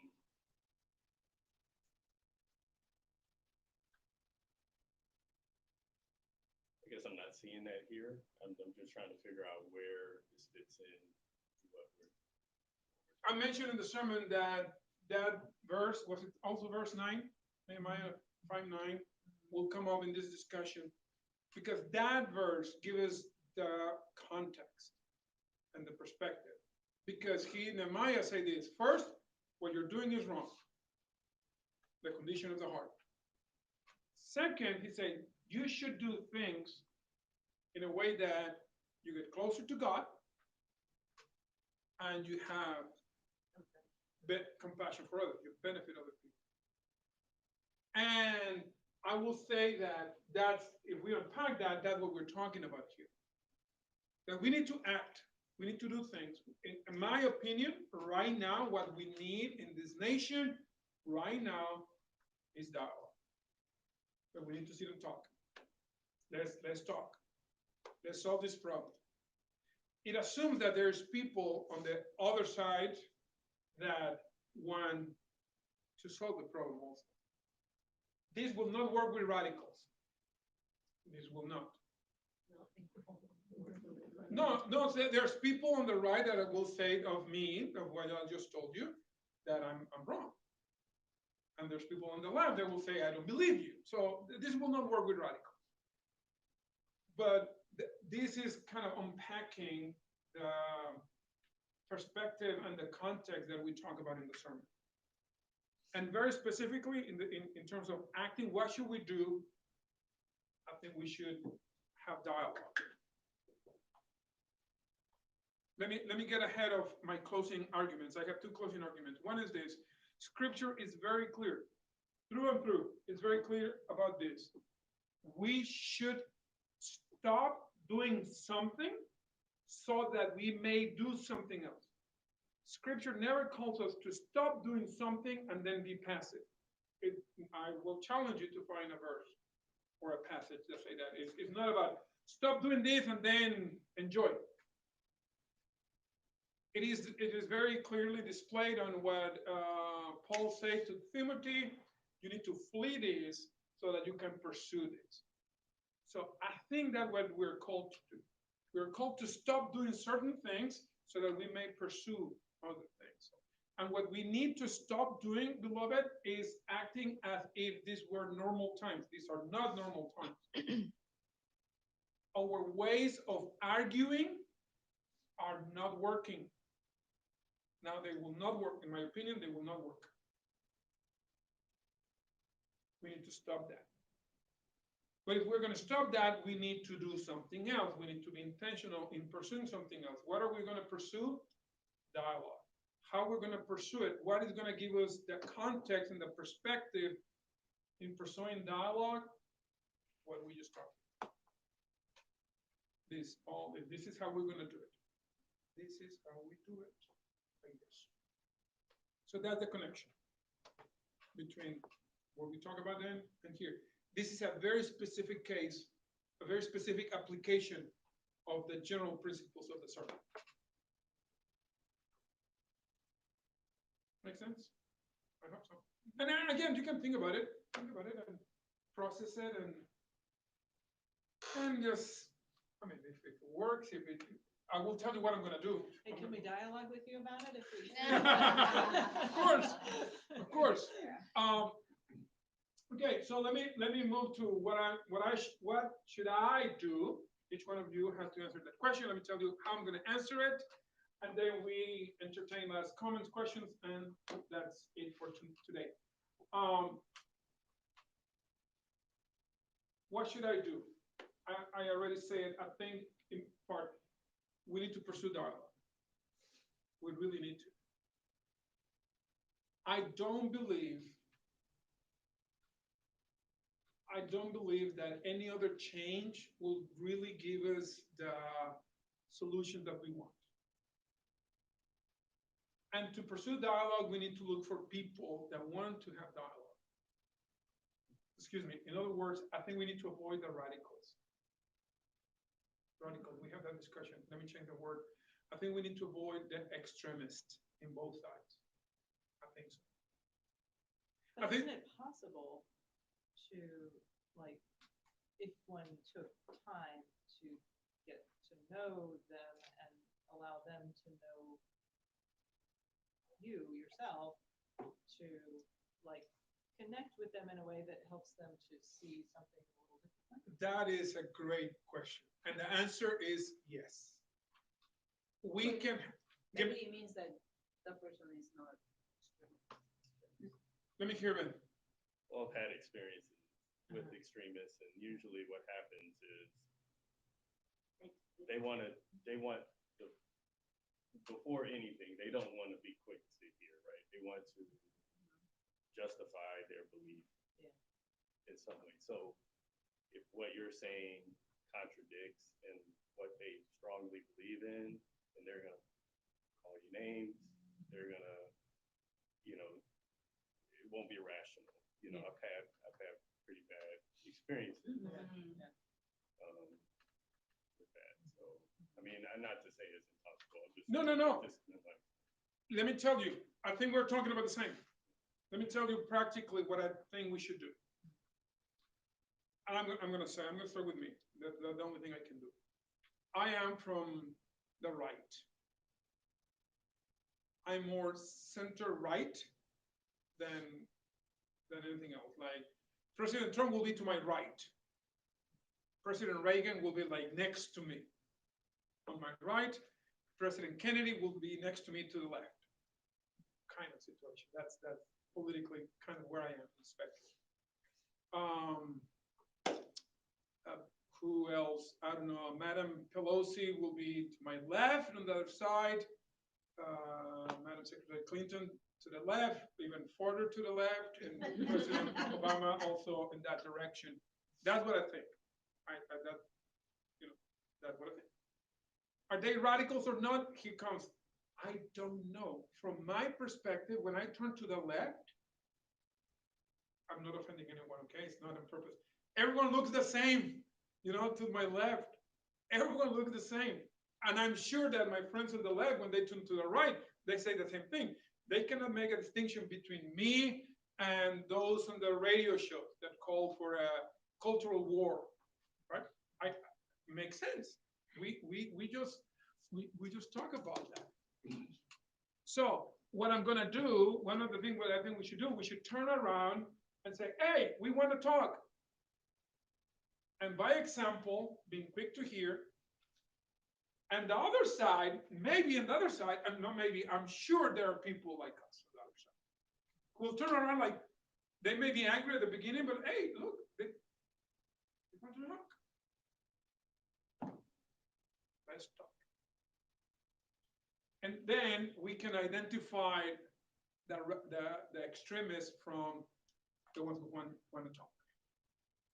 That's the logic that I'm following. If I have somebody who wants to dialogue, maybe he was in the extreme, but he wants to come and talk. Maybe he thought I was from the extreme, on the right, and now we can meet in the middle. That's the way we'll filter them out. Rowan says we have to approach dialogue with the goal of understanding what the other person needs.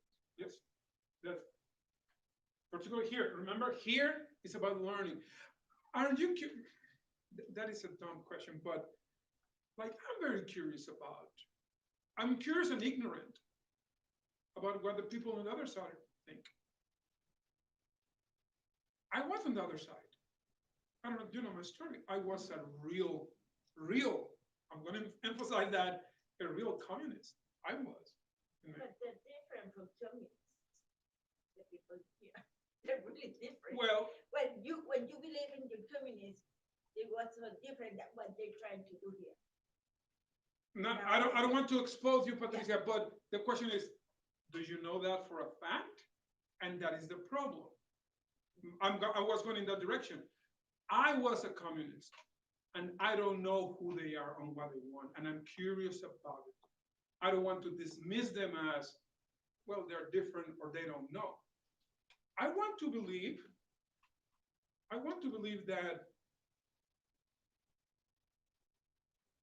other people are better than me.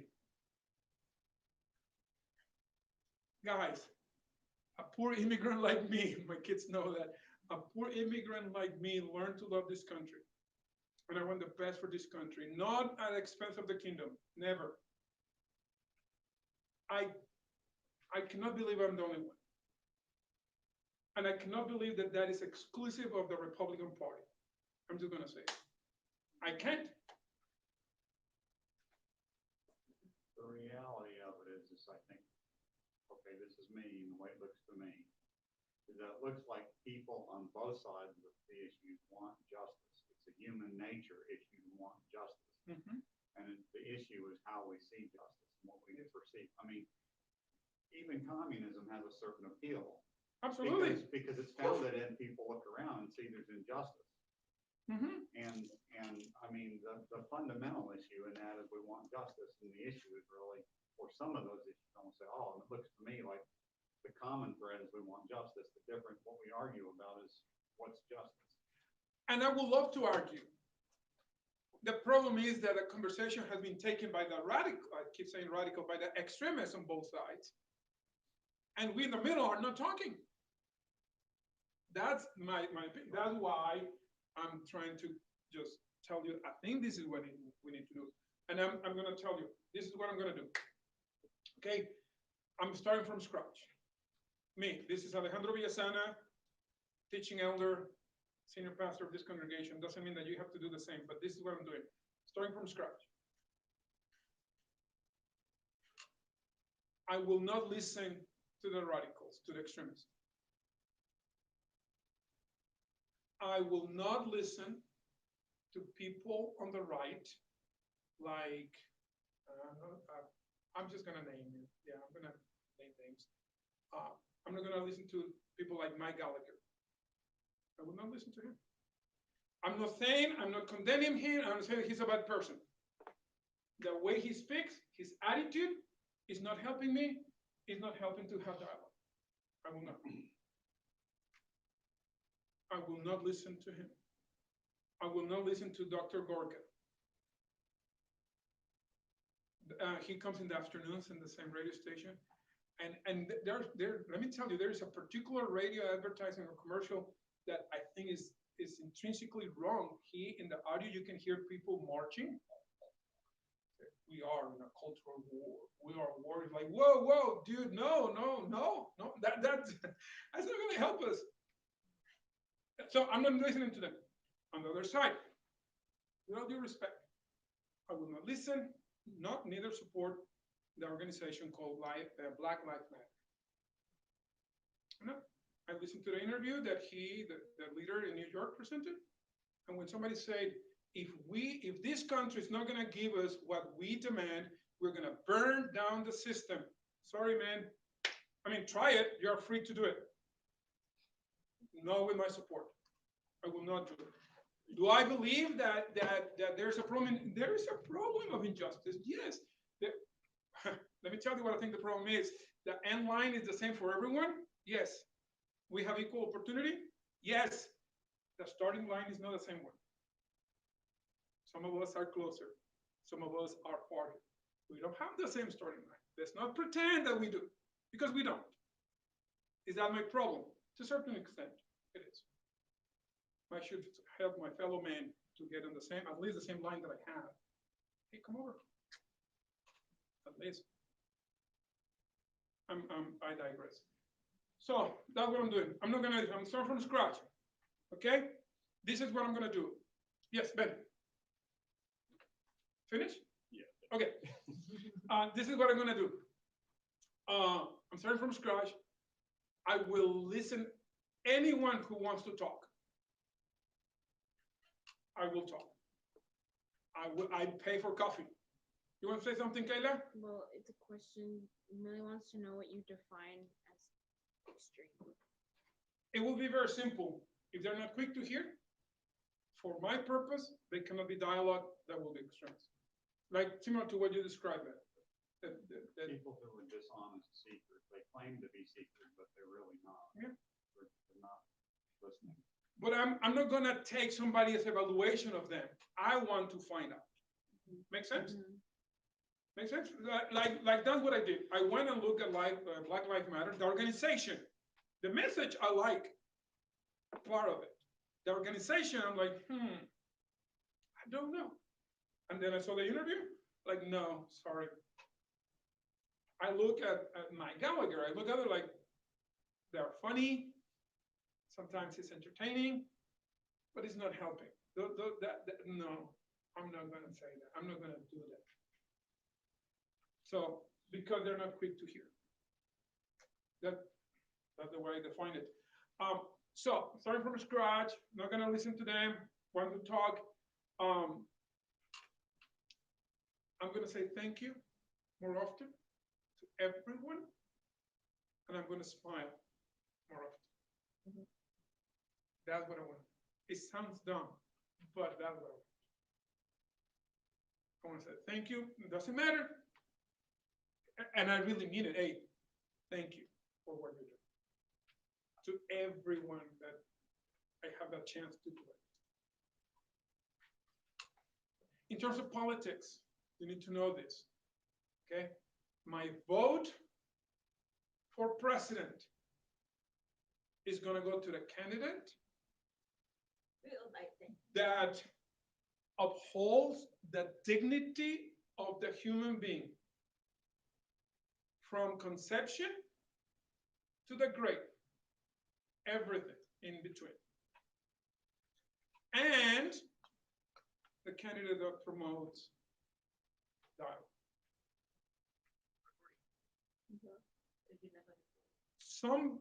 Right now, if the elections were held today, I will not vote for President Trump.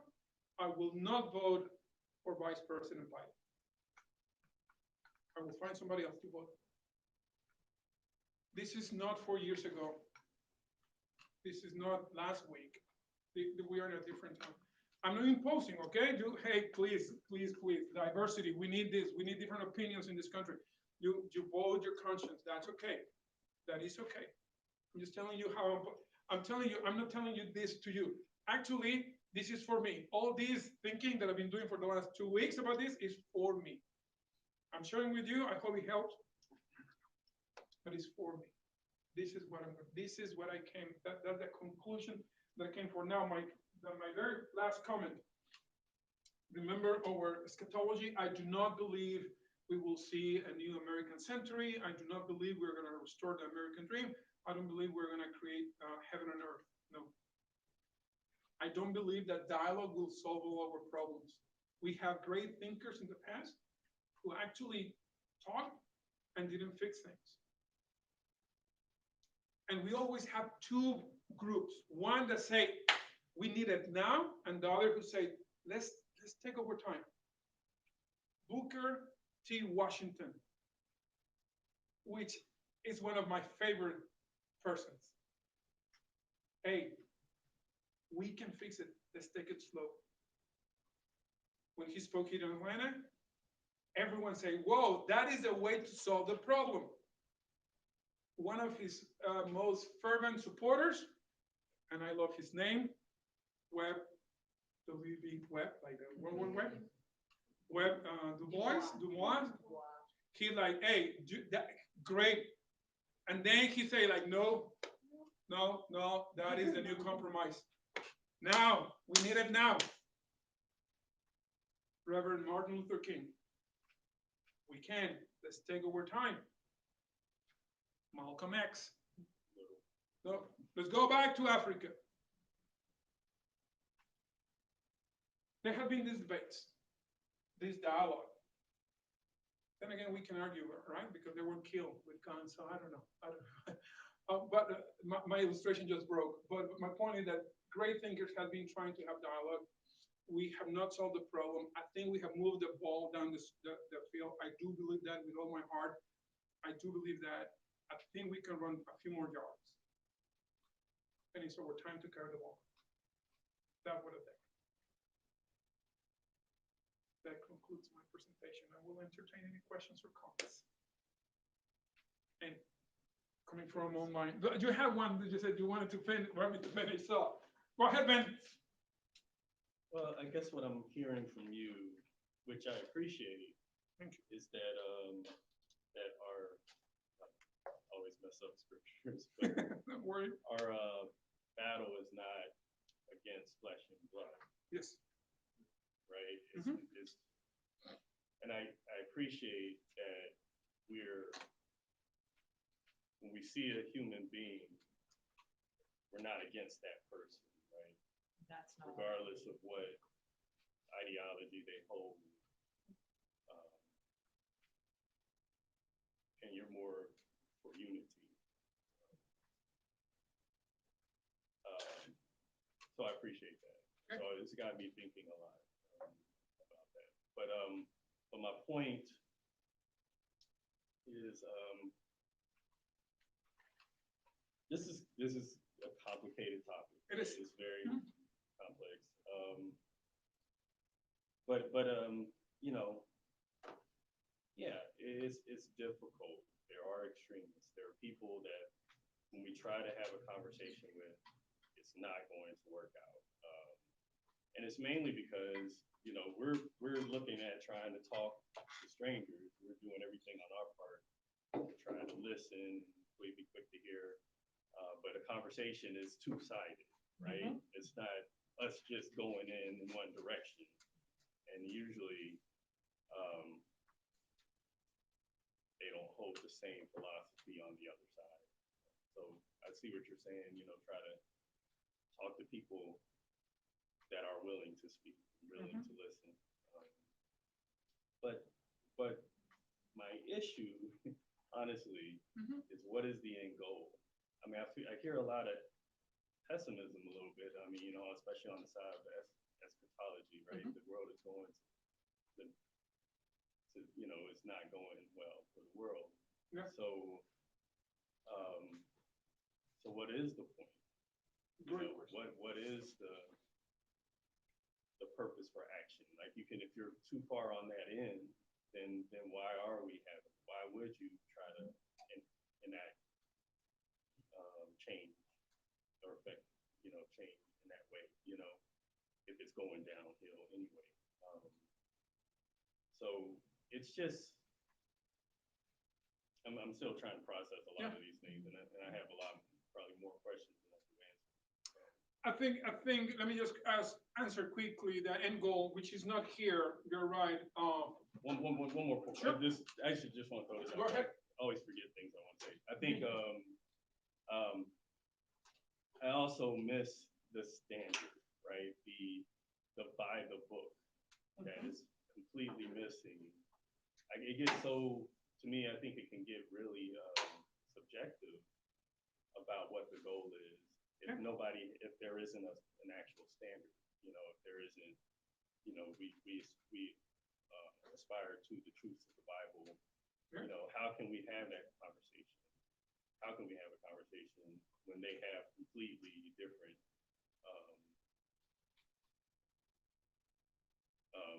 you know, viewpoints? For example, I mean, there's a whole wave of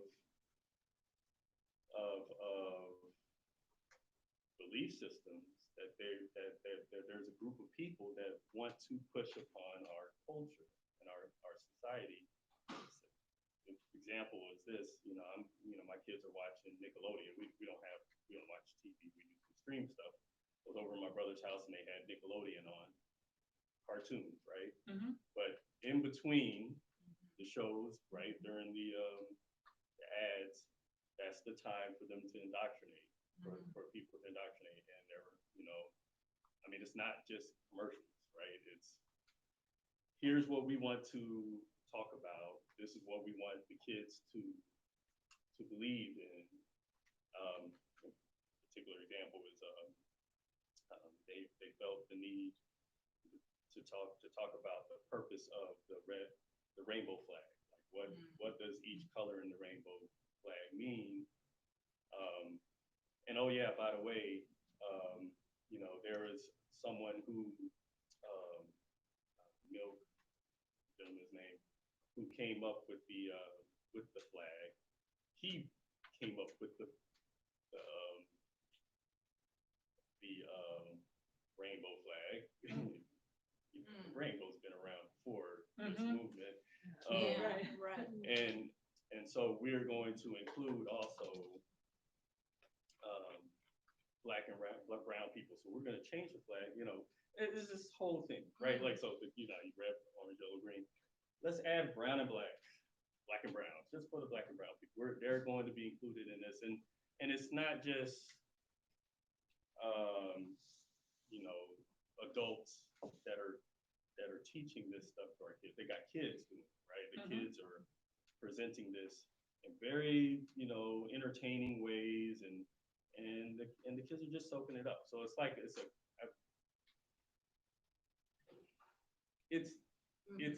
complicated. It's complicated because there's a spiritual battle, right? Yeah. And so there is a sense of urgency on that end, I think. Yes. For the minds and hearts of our young ones. So anyway, those are just some thoughts. No, I think you're right on target. And the question is, so what is our purpose? And I think that's a great way to keep what is on the other side of the board moving. Because we said during the sermon, the purpose is that others may see God clearly. That is the purpose. That in the way I interact with somebody who has a different opinion than I, the way I do it, they may be wondering, you look different. Why is that you are doing this? And then we say, oh, it's not because of political parties. It's not because of the great country we have. All that is true, but I have even a higher goal that you may know God. I mean, are you going to have a chance to express it exactly like that? I don't know. But that is our goal, that other people may get to know God, or that they may get to see God more clearly. And me personally, I can tell you, I had those opportunities. People have asked me, like, you are weird. Literally, they said, you're weird. You say you are from the right, but you are concerned about people. That's exactly what they have said. I say, of course I'm concerned about people. That's what the Bible says. I subscribe to that. I have exchanged people, the same sex marriage, like a couple. We talk about this, and they say, this is what they told me. You are the first Christian that I know that had treated me with dignity. And I say, I'm so sad that that's the case. I don't know. I don't know, but at least that's the way they felt. And It's again, more common than you would. and then Yeah. my point is, the conversation, did I convince them? No, I didn't. But now, if you ask me, now they cannot say all Christians are the same. Now they can't. That argument is null now. They cannot, by their own admission. That's not true. So the purpose is not to win the argument. This is my opinion. This is what I read. The purpose is not to win the argument. The purpose is not to convince them. The purpose is not to, ultimately, the purpose is that they may get to know God. That is the ultimate purpose. For your children, my children, everyone. That should be our purpose when we interact with another human being. Now, and we have this same question. Hasio has the same question that you, or the same comments about if it's going to downhill, what should we engage? So this is live. This is what I think. Life is going like that. Okay? I think we are somewhere around here. Okay? And the question is, if it's going downhill, how should I engage? This is the thing. It's coming down here and here, which is May 27 of the year 2037. Just kidding, I don't know. I'm so gross. That's I'm not when gonna the be clinic that shut good, down. no. This is what's going to happen. That's a picture of life. Here, the second coming. The Lord is coming. Double M? I'm going to leave it like that. And that's an N between the I and the G. The second coming. I believe it.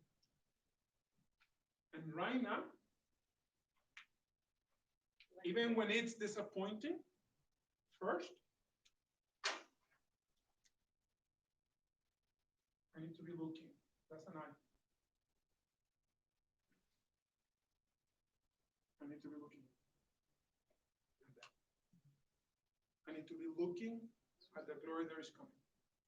I should be encouraged. Not because of what's going to happen on November the 3rd this year. I should be looking at the fact that it's coming. Glory is around the corner. But not only that, I am so joyful that I should desire that with my actions, this glory, at least a small amount, a small taste, can be experienced today. I'm bringing glory to that today. A lot of us argue correctly that God was right in ordering the execution of a whole city like Jericho. That God was right to order the execution of men, women, children, and animals. And what we argue theologically is that the people of Israel, that moment, what they did, the purpose they served, was to bring the judgment that is coming to the present. That's what we argue. That's how we justify it. And it's true. It's absolutely true. Beloved, the other thing can be also true, and it's true. That the church is called to bring to the present, for a small moment, this glory that is coming. And I know it's going downhill. Honestly, because the age of my kids, I dread this. I don't know what's going to happen with my grandchildren. I don't know. I'm going to be gone. But that's what the Bible says. My only comfort is that a person designing this and driving this is full of mercy. That's the only thing that keeps me going. But right here, right, I wouldn't like to be right there. But then the next moment is not exponential. It's a line. This is yes, done completely, perfectly. So that is, we should be looking at that, and we should bring it over for a moment. Just like in occasions, not always, the church has been called to bring to the present God's judgment. Doesn't happen often, okay? So pray for the destruction of our enemies. Okay. We should also bring that glory to the present. That is my encouragement for you guys. Yes, Kayla. Well, Billy asked, what is the thing that is going to cause the change that needs to happen, if not change in the system? Well, that's a good question. Again, I think we should aspire to change the system because of this glory. I don't think there's a change in the system that will bring this glory here permanently. I don't think so. But I still need to decide, I have to decide to bring that change and work for that change because it reflects God's character. That's what I say. I see people standing, so any last comments, any last questions? And as Ben said, this is complicated and you're gonna have to think about it, okay? If I were you, I wouldn't believe what I say. But Yeah. you're not a stranger, so No, don't take it at face value. Really, don't. I'm doing this for me. I don't see you writing in the candidate. I don't believe it. I'm gonna tell you, anyway, I will tell you how I vote. But I'm serious, I'm making a commitment. I'm making a commitment. I will What was vote. the name of the leader of the Black Lives Matter? I don't It was remember. a I mean, the doctor that you mentioned? I mentioned a doctor, I mentioned Dr. Martin Luther King, No, Reverend. no. No, the, forget The one that is. person that you're not listening to. Oh, Gorky? Dr. Gorka. is he the British one? Conservatives. Oh, dude, I liked him. And the conservative, yeah, He's bad. he's an American like me. He has like a weird British accent. I have a weird Mexican accent, and that's the beauty of this nation. Yeah, I just don't like, I'm gonna tell you, Dr. Gorka, if you're watching, that's the reason I'm not listening to your show. He goes with the party line almost blindly, and I don't like that.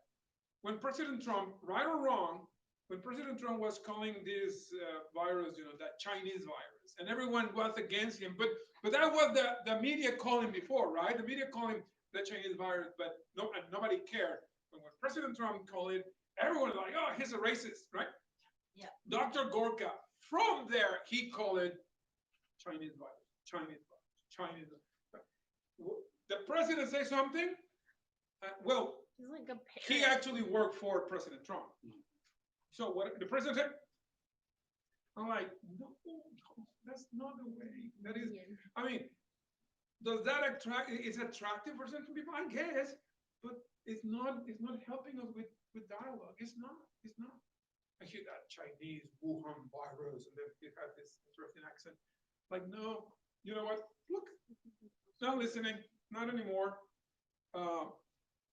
I heard a few comments about Black Lives Matter in New York. My first inclination was to believe what I heard, but then again, I'm like, hey, no, I'm not supposed to do that. I'm gonna find out. So I listened to the whole interview. I saw the video, came to my own conclusions. No, now the man ends his interview saying something like, it's up for interpretation if I'm talking literally or not. I'm like, okay, with all due respect, he said this. If we don't get what we want, we're gonna burn down the system. It's up for interpretation if we're gonna do it literally or it's figuratively that I'm speaking. That is dangerous to say that. It's dangerous the way the president talks. He is the president of the United States of America. He do have a nuclear button, and yes, it works. It's dangerous that our president speaks this way.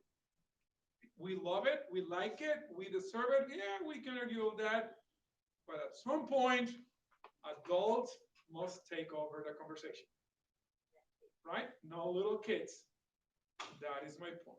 If I offended both sides equally, I'm satisfied this afternoon. Okay, which I think I did. I'm gonna emphasize this before I let you go, guys. Please remember, this is for me. I'm not imposing this on anyone. I don't want you to think, oh, this is the official position of the church. This is the official position of the visit. No, I have been thinking a lot about it. I have declined many offers to participate in conversations. Let's talk about this so we know what to say. I am tired of talking. This is the last time you're going to hear me saying this. So more than It's action. anything else, you are encouraging people to investigate. Act. Listen to what the Bible says, and let's act. We cannot make a distinction between our daily life and what the Bible is calling to us to do, and we definitely should not get our marching orders from the media. None of them. None. The red or the blue, and everyone in between. Thank you, guys. I'll see you later. All right. Thank you. Kayla, could you push the button to say end transmission? Bye. And transmission. Yes. Hey, how are you?